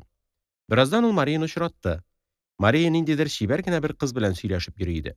Сез килеп тә җиттеңез, дип гаҗәпләнгән шикеллерәк итеп ул Хәсәнне үзләре белән алып китте һәм иптәш кызы белән таныштырды. Концерт күңелле бара. Өмет итәм, килгәнегезгә үкенмәссез, дип берничә сүз әйтеп алды да, яңадан иптәш кызы белән сөйләшергә тотынды. Хәсән вак кына атлап, уңайсыз гына чит-читкә каранып, янындагыларның сөйләшкәннәрен тыңлаган шикелле күренергәме, тыңламаган шикелле күренергәме белмичә, кызлар белән китте. Мария җәһәт-җәһәт сөйләсә дә, әллә ничек теләр-теләмәс сөйли, гасабиләнә, әллә кемне эзләнгән яки көткән шикелле еш-еш керә торган ишек янына карый иде. Шулай итеп булар залны 2 мәртәбә әйләнеп чыктылар. 3нче мәртәбәдә бер вакыт Мария иптәшенә карап эссе тавыш белән «Әнә ул!» диде дә, үзе 2 яңагын берничә секундка куллары белән каплады. Ул кинәт артык эсселәп киткән шикелле, кып-кызыл кызарынган вә аның күзләре артык оялып киткәннәр шикелле уңайсыз вә төшенке ялтыраганнар иде. Хәсән бу эшләрдән бер нәрсә дә аңлый алмыйча чит-читкә каранды, ләкин үзе каранган җирләрдә ул андый кеше кызартырлык бер нәрсә дә күрә алмады. Берәр минут үткәч, кызлар әллә нинди өзек-өзек җөмләләр, Хәсәнгә аңлашылмый торган сүз кисәкләре белән сөйләшеп алдылар да, Марияның иптәш кызы булар яныннан китеп тә барды. Хәсән бу хәлләрдән, бигрәк тә буларны аңлый алмый калуыннан уңайсызланып, аптыранып бераз барганнан соң Мариядан «Нәрсә булды, Мария Васильевна?» дип сорады да, җавап көтмичә төшенке тавыш белән «Әллә мин сезгә уңайсызладыммы? Диде. Мария шартлатырга теләгән шикелле итеп бер-ике бармагын тиз-тиз генә каерып куйды да, җәһәт-җәһәт кенә: "Юк, юк, ул мәсьәлә сезгә бер дә бәйле түгел, тәгаллөк итми", диде.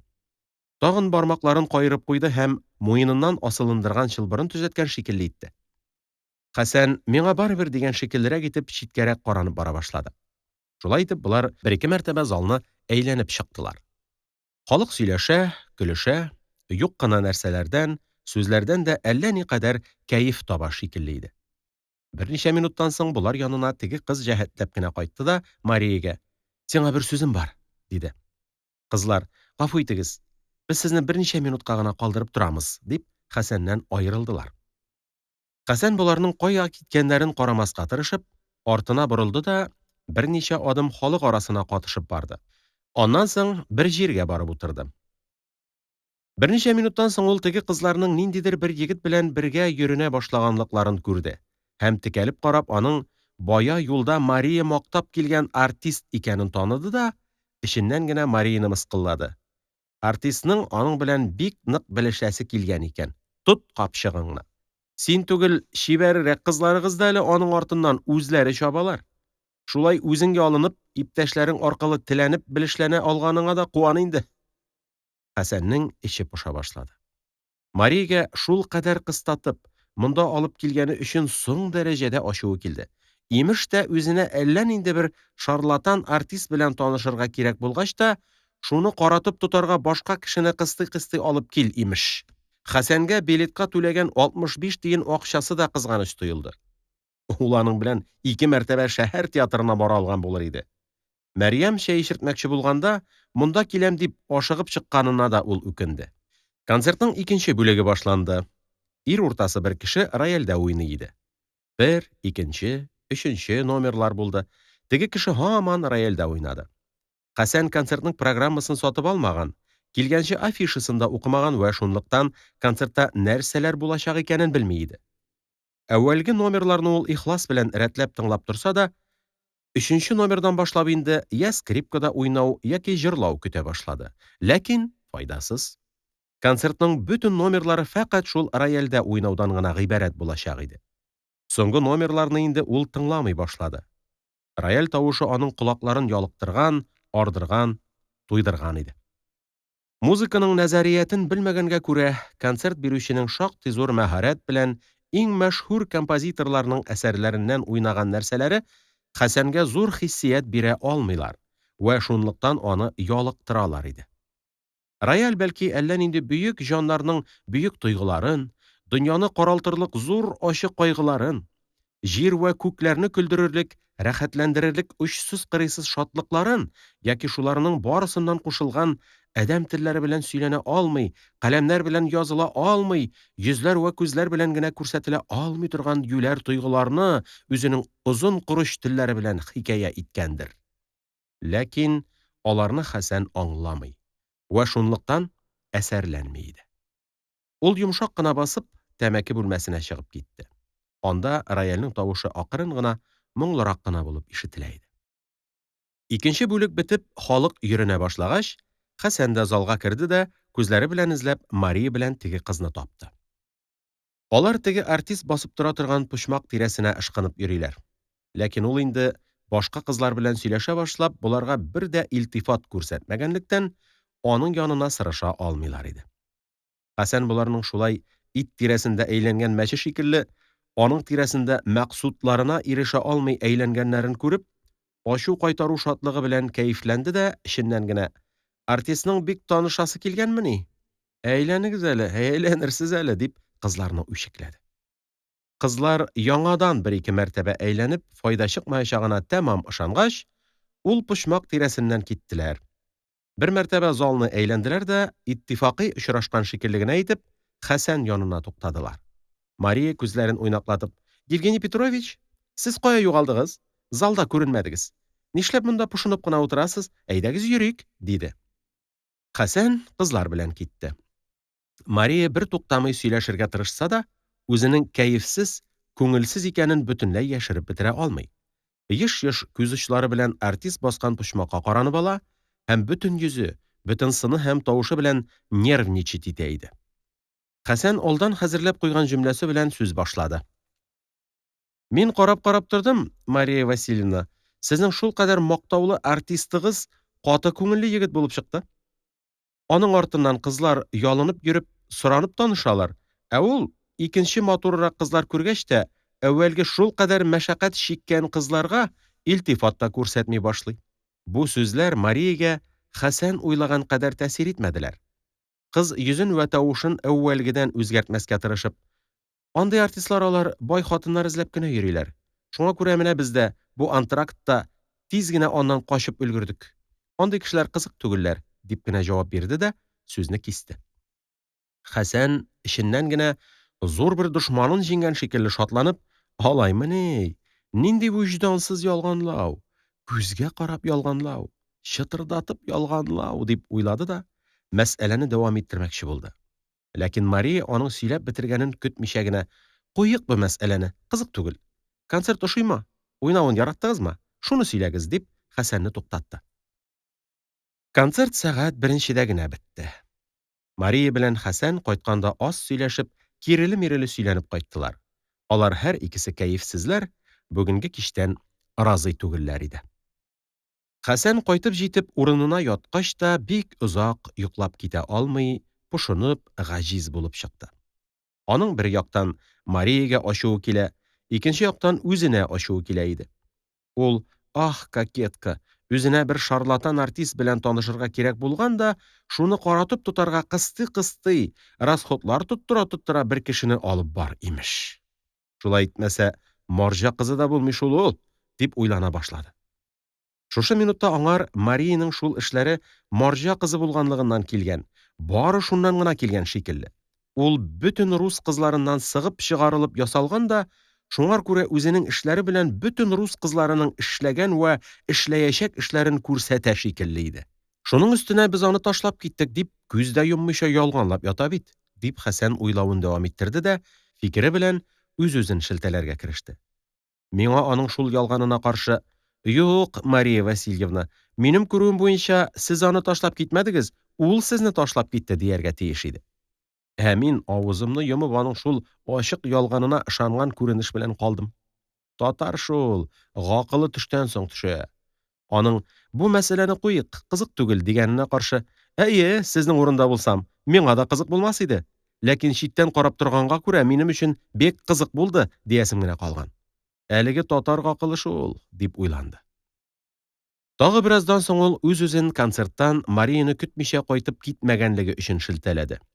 Иртәгә ул миңа үпкәләгән, ялгыз калдырып кайткан өчен ачуланган булыр иде. Мин аңар: "Сезне теге артист озатып куяр, мин компаниядә артык, кирәкмәгән кеше булып калырмын гына дип уйладым", дип җавап биргән булыр идем, дип уйланып, Хәсән үзенең тапкыр түгеллегенә һәм вакытында кирәгенчә эшли алмавына ачынды. Шулай уйланып ятканда, бер вакыт аның колакларына өй алдында әллә нинди тупас аяк тавышлары ишетелгән шикелле булды. Ул куркынып, каушап китте.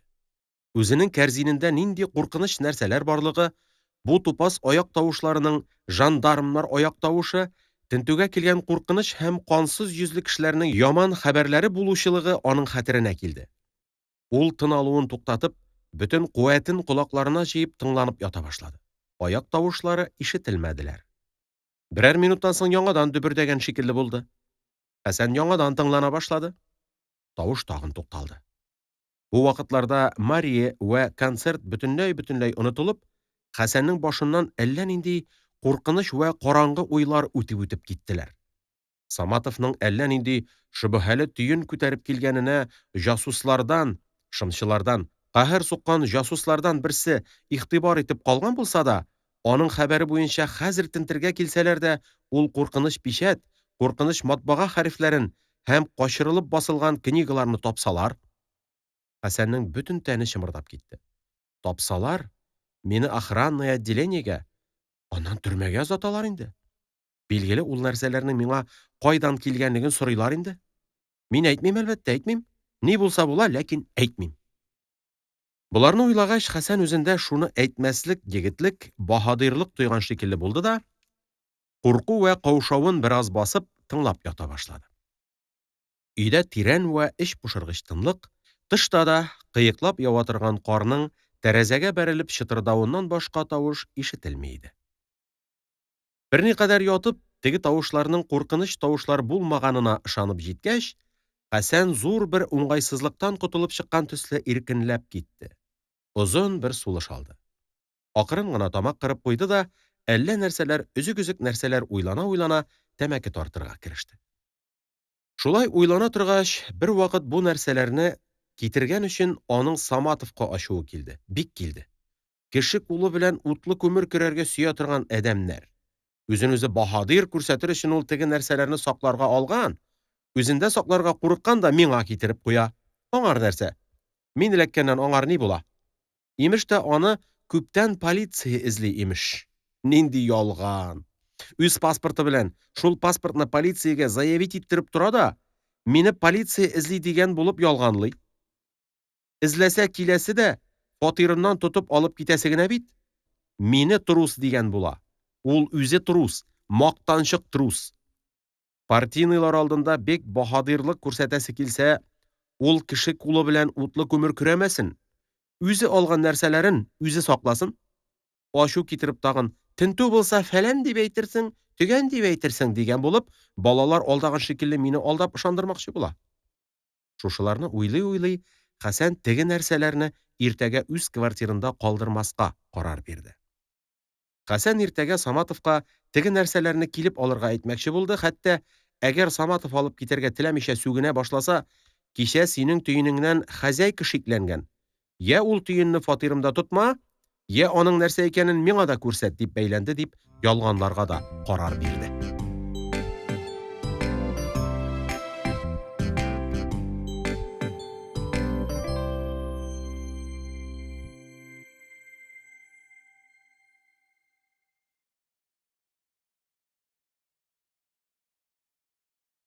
15-нче бүлек. Гаеткә әле 3 көн бар иде. Хәсән учителенә әйтеп, бер атнага сабактан туктады.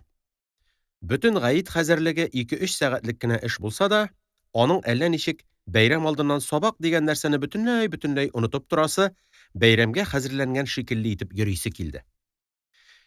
Тәрвия вә Гарәфә көннәрендә спектакльнең репетицияләре булды. Хәсән аларга барды, уйнашты, башкаларның уйнаганнарын карап торды. Гарәфә көн ул юарга биргән ак якаларын алып кайтты. Бер сумга яңа галстук алды. Бәйрәмдә кунаклар сыйларга бер кадак конфет, бер тартма шоколад, берникадәр чикләвекләр, пирожныйлар алып керде. Әл-хасил, бәйрәм өчен 3 сумга якын чыгышланды. Кич белән Мари аның кайсы бер нәрсәләренең төшкән төймәләрен тагып, сүтелгән җирләрен ямап бирде. Ул үзе штиблетын ялтыратты, чалбарының бушаган 2 төймәсен ныгытып куйды. Менә шулар белән Хәсәннең бәйрәм хәзерлеге тәмам да булды. Гаит көнне фатир хәзяйкасы аны сәгать 7 тулганчы ук уятты. Тәрәзәләрдән төшкән якты әле бик зәгыйф булганлыктан, аның бүлмәсе эч пошыргыч караңгы, өйдәге кешеләр әле турып җитмәгәнлектән моң вә тын иде.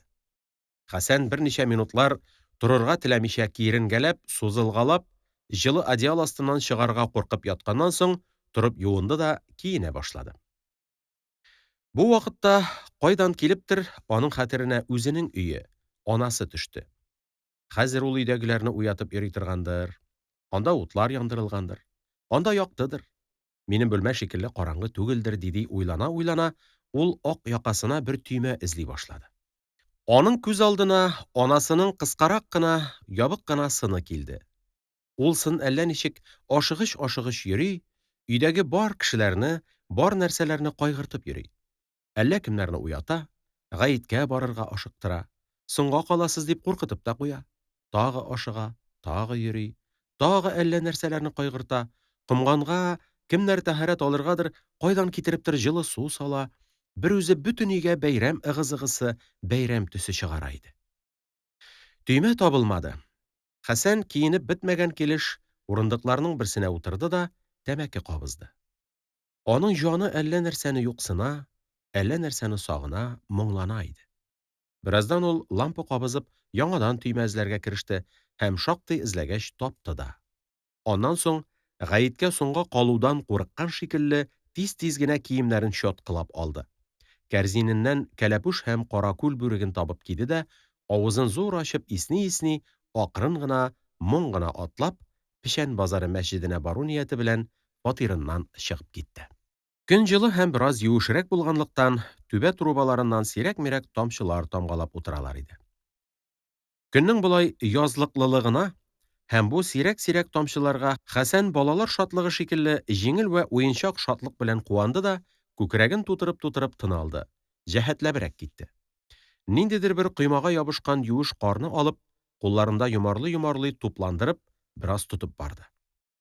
Хәсән килә торган урамнарда әле бәйрәмлек бер дә сизелми. Кешеләр аз, алар да йоклабрак, иренебрәк баралар шикелле иде. Бераз баргач, аның артыннан бер яшь кенә татар килеп җитте. Чәченең кыркылуына һәм киеменә караганда, бу татарның кучер булучылыгы аңлашыла иде. "Сәлам алейкум. Соңга калмадыкмы әле, агайны?" дип егет сүз башлады. "Юк әле, өлгерәмез әле. Монда кучерлыктамы?" дип Хәсән аннан кайда хезмәт итә, күптәнме бу хезмәттә, хезмәтеннән ризамы икәнлеген сорашып китте. Егет үзенең старший кучер икәнен сөйләде. Бу сүзне ул әллә ничек кенә бик булдыклы вә кәефле сөйли.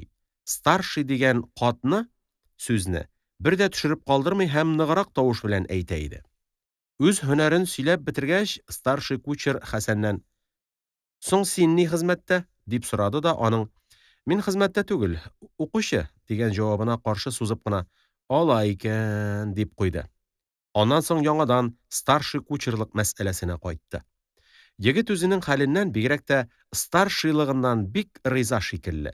Аны шактый зур бер дәрәҗәгә хисаплый шикелле күренә иде.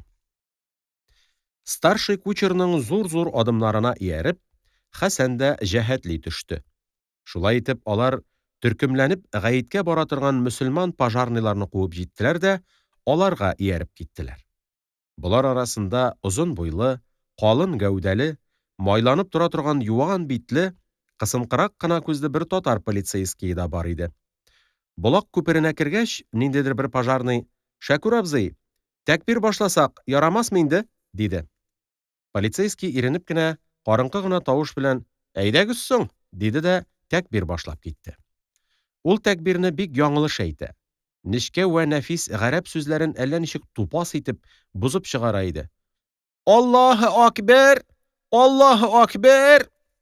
Хәер, бер ул гына да түгел, төркемдәге башкалар да шулай ук ватып бузып әйтәләр. Вә шуның белән әллә ничек Хәсәннең колагын кәефсезләндерәләр иде. Хәсән тәкбиргә кушылмады. Адымнарын бераз акрынлатып, төркемнән бераз арткарак калып бара башлады.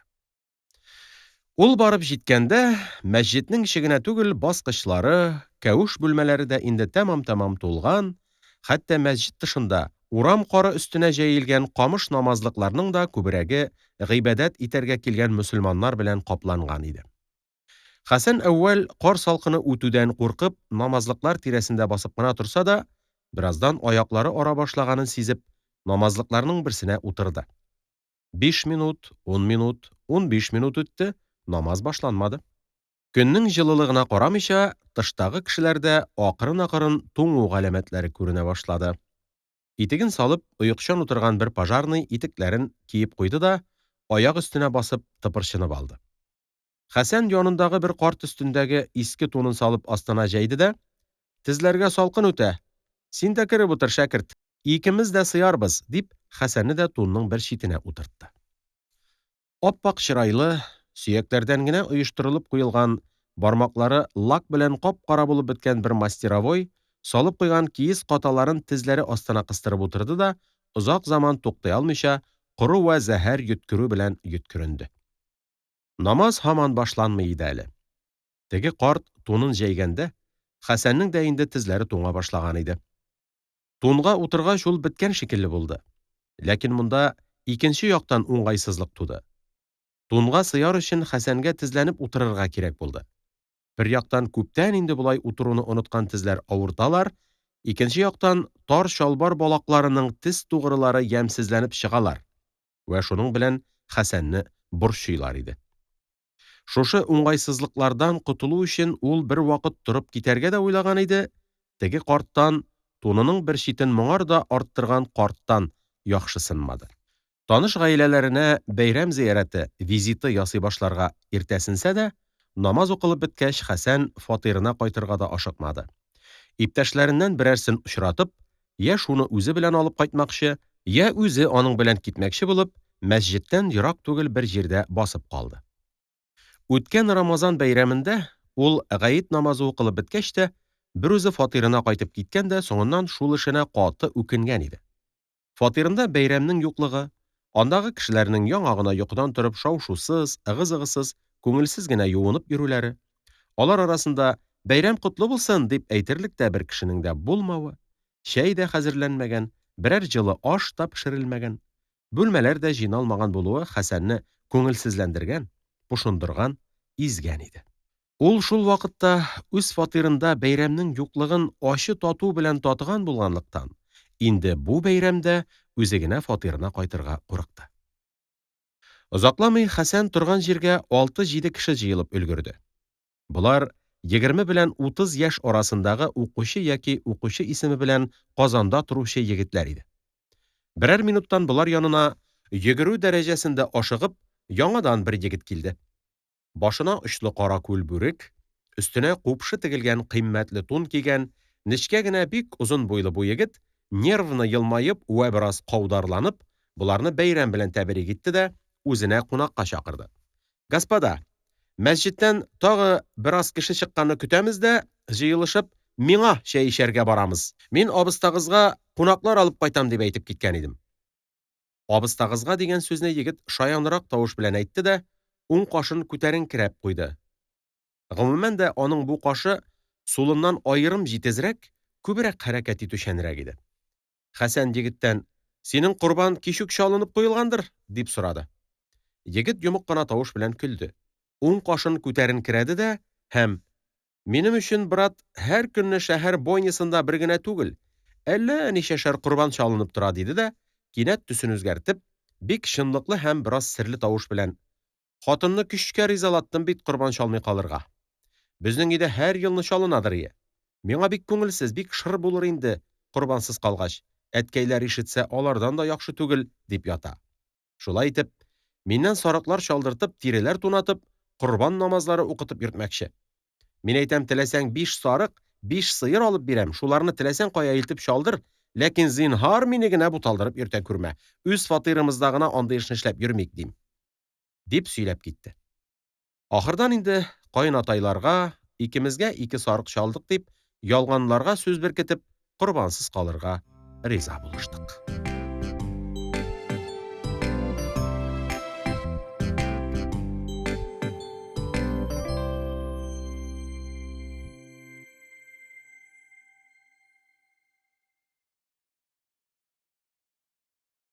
16 бүлек. Бу егет моннан 2 генә ел әүвәл сәүдәгә керешкән, аңар кадәр ниндидер бер яхшы доходлы урында мөгаллим булып торган, әле яңа гына өйләнеп, яңа гына гаилә тормышы башлаган Габдрахман исемле егет иде. Хәсәннәр барып кергәндә, аның кечерәк кенә, ләкин торыр өчен бик ипле шикелле күренә торган квартиры, бик байларча булмаса да, бик чиста вә килешле итеп җыештырылган, чәй өстәле җитешлекле итеп хәзерләп куелган иде. Кунакларны ак калфак өстеннән ак шәл бөркәнгән кара гына тутлы, сөйкемле генә яшь кенә бер хатын, Габдрахманның хатыны Фәрханә каршы алды. "Менә карчык, кунаклар сиңа. Буларны син алма бәлеше белән сыйла", дип Габдрахман егетләрне хатынына танытты. "Утырышыгыз, кунаклар. Сез теләсәгез нәрсә әйтегез, менә безнең шулай утырыр өчен йомшаграк кәнәфиләр була. Чәй өстәлендә дә яңа гына пешеп килгән алма бәлешләре була", дип Габдрахман уң кашын җәһәт-җәһәт селкетеп куеп, көлемсерәп кунакларга карады. Йорт хуҗасы белән кунаклар арасында бәйрәм сүзләре кызды. Габдрахман Печән базары мәсҗиденең мөәзиненнән көлеп алды. Муены күтәрә алмаслык зур чалма ураган, ямсез кыяфәтле карт мөәзин садака җыяр өчен сафлар төзәтеп йөренгәли. Тунның яхшы икәнен күреп өлгергәч тә, минем тирәдә дә атакаш шикелле биеп торып карады. Мин юри кисәне актарынган булам. Мөәзинем тагы үтеп китә алмый биеп тора. Мин тагы актарынам, ул тагы биеп тора. Шулай итеп 3 минут биеттем, бер тиен акча бирмәдем. Хәсән көлемсерәп: "Бирмәү дигәндә, син булдырасың инде аны", диде. Фәрханә самавыр артынарак капланып чәй ясый. бер дә сөйләшми, әллә ничек тартылыбрак утырган шикелле утыра иде. Хәсән: "Өйдә корбан чалынмагач, ханым әфәнде, сезгә бу бәйрәм шикелле дә тоелмый торгандыр", дип, аның белән сүз башлап караса да, рәтләп сөйләшеп китә алмады. Фәрханә җиңелчә генә кызарынды, уңайсызланып кына: "Юк, бәйрәм шикелле", дип, күзләрен самавыр борынына төшерде. Аннан соң иренә карады да: "Сезнең чынаягыгыз бушаган бугай", дип, аның чынаягына тотынды. Хәсән дә уңайсызланып сүздән тукталды. Фәрханәнең кызарынуы, иренә сез дип хитап итүе аның әллә ничек эчен пошырды да, ул күзләрен Фәрханәдән алып, почмак өстәлдә торган граммофонга төшерде һәм: "Граммофон алгансың икән? Күпмегә алдың?" дип Габдрахман белән сөйләшә башлады. Габдрахман кашын күтәренкерәде дә, нәфи отрицание күрсәтә торган рәвештә башын селкеп: "Үзем аламмы соң? Акча түләп граммофон аламмы соң? Пластинкалары белән ул 100 тәңкәләр тора. 100 тәңкә беләмсең, елына 20% 10 елга 200 тәңкә файда китерә ала бит", диде дә елмайды. Бераздан соң: "Аны фатир котлап каенатай китерде", дип, Фәрханәгә карап алды. Фәрханә тагын уңайсыз гына кызарынды, тагы күзләрен самавыр борынына төшерде. Граммофонны бордылар. Хәсән берәр операдан берәр нәрсә куймакчы булып пластинкаларны үзе сайларга тотынды. Ләкин алар гаҗәеп бер вкуссызлык, зәвыксызлык белән җыелган иделәр. Алар арасында бер әһәмиятле музыка, бер әһәмиятле җыр юк, күбрәге бик начар вә бузык тавыш белән җырланган татар такмаклары һәм әллә нинди тозсыз халыкларны көлдерер өчен тозсыз рассказчылар тарафыннан сөйләнгән, күңел болгата торган русча һәм татарча анекдотлар яки тәкълидләр иде. Хәсән тавышына бераз көлү вә бераз мыскыллау яңгырашы чыгарып: "Пластинкаларын кем алган иде моның?" дип сорады.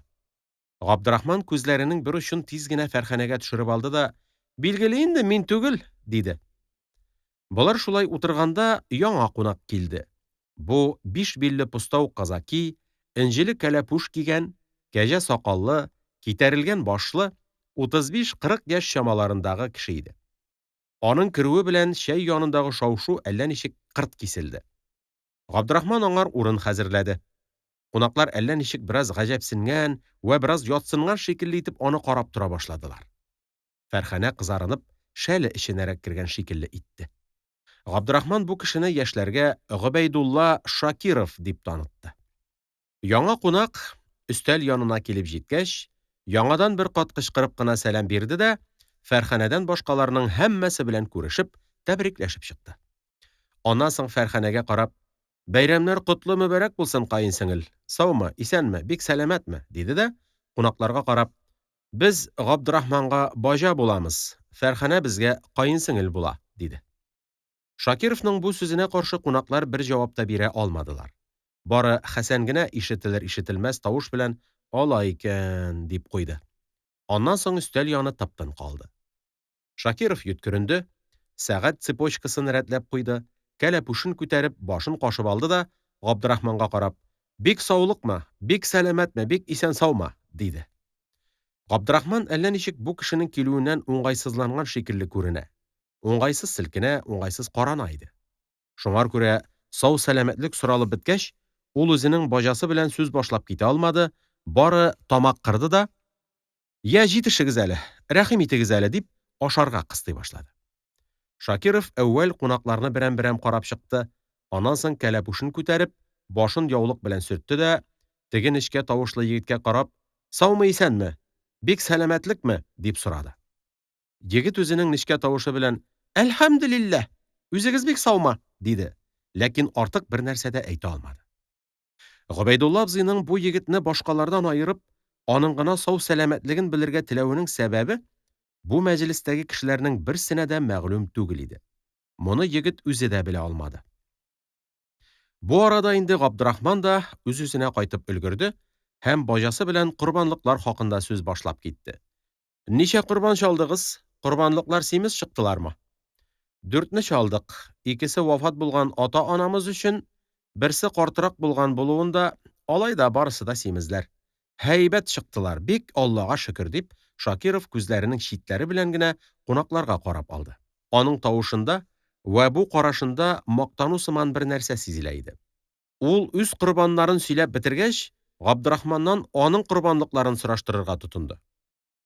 Монысы әүвәл җиңелчә генә кызарынып китсә дә, бер дә каушамыйча гына бик чынлыклы тавыш белән: "Безнекеләр бик ул кадәр симез чыкмадылар. Берсенең эченнән кечкенә генә бер бәрәне дә чыкты", дип җавап бирде дә, "Яле, кунаклар, ашап эчик сәнә", дип кунакларын кыстап сүзен дәвам итте. Шакиров Габдрахманны сарыклары симез чыкмаганлык кайгысыннан юату касды белән булырга кирәк. "Ихласың дөрес булса, әтәч чалсаң да саваптан коры калмассың", диде дә кунакларга карабрак хихылдап көлеп җибәрде. Хәсән белән Габдрахман да көлештеләр, ләкин булар Шакировның сүзеннән түгел, үзеннән көлделәр. Яшьләр китәргә хәзерләнгәч, Шакиров үз алдындагы валчыкларга карап һәм аларны чүпли-чүпли: "Безгә дә бәйрәм чәенә рәхим итеңез. Менә Баҗай белә безнең йортны", диде. Бу сүз бер яктан караганда валчыкларга әйтелгән булса да, икенче яктан караганда яшьләргә әйтелгән иде. Шунлыктан нечкә тавышлы егет: "Рәхмәт, кем белә, насыйп ризыгың булса, барып та чыгарсың тагы", дип куйды. Урамга чыккач, яшьләр икегә аерылдылар да, Хәсән белән нечкә тавышлы егет бер якка, калганнар икенче якка киттеләр. Көн инде шактый бозылган, аяк асты җепшекләнгән, өстән юеш кар ява башлаган иде. Хәсән үз-үзенә сукранып алды. Ничек татар бәйрәме була, хәзер көн бозылып җитә. Яңадан бераз баргач, ул әүвәлдә башланган бер сүзне дәвам иттергән кыяфәт белән иптәшенә карап сөйли башлады. Менә урынлашу, дөньяга урынлашу, йорт итә башлау диләр. Нәрсәсе бар инде? Менә Габдрахман тырышып-тырмашып йорт итә башлады инде. Чер-чер итеп татар такмаклары җырлый торган бер граммофоны бар. Һәммә нәрсәдән кызарына, иренә сез дип сөйли торган ак шәлле бер хатыны бар. Корбанга әтәч суйдырта торган бер баҗасы бар. Шуларны булдырыр өчен ул никадәр тырышкан инде. Шуларны кулыннан ычкындырмас өчен менә хәзер дөньядагы бөтен нәрсәләргә, бөтен мәсьәләләргә ничә процент файда китерә алулары точкасыннан гына карап утыра. Нечкә тавышлы егет елмайды да, бераз баргач: "Шундый эшләр, шундый кешеләр әллә ничек эш пошыручан булалар. Күңелсезләр төсле, ул кешеләрнең үзләренең дә бик эшләре пошадыр төсле", дип куйды. Хәзер инде татар урамнары җанланган, кайный башлаган. Капкалар, ишекләр ачык куелган. Тротуарлар йөрүчеләр белән тулган. Урам урталарыннан яхшы арбаларга җигелгән яхшы атлар бер-бер артлы узып торалар иде. Шау-шу, ыгы-зыгы, гомумән дә тереклек кайнаган җирләрне сөя торган Хәсәнгә бу күренеш яхшы тәэсир итте. Гади вакытларда тын вә кешесез була торган бу урамнарның кинәт җанланып китүләре аңар бу көннең бәйрәмлеген, башка көннәрдән аерымлыгын сиздерә иде. Бераз баргач, алар бер парадный ишеккә туктадылар. Ишеккә кагылган карточкага мөселманча хәрефләр белән Тимербулат Богданов дип, аның астына русча хәрефләр белән Тимофей Алексеевич Богданов дип язылган иде. 1912 ел.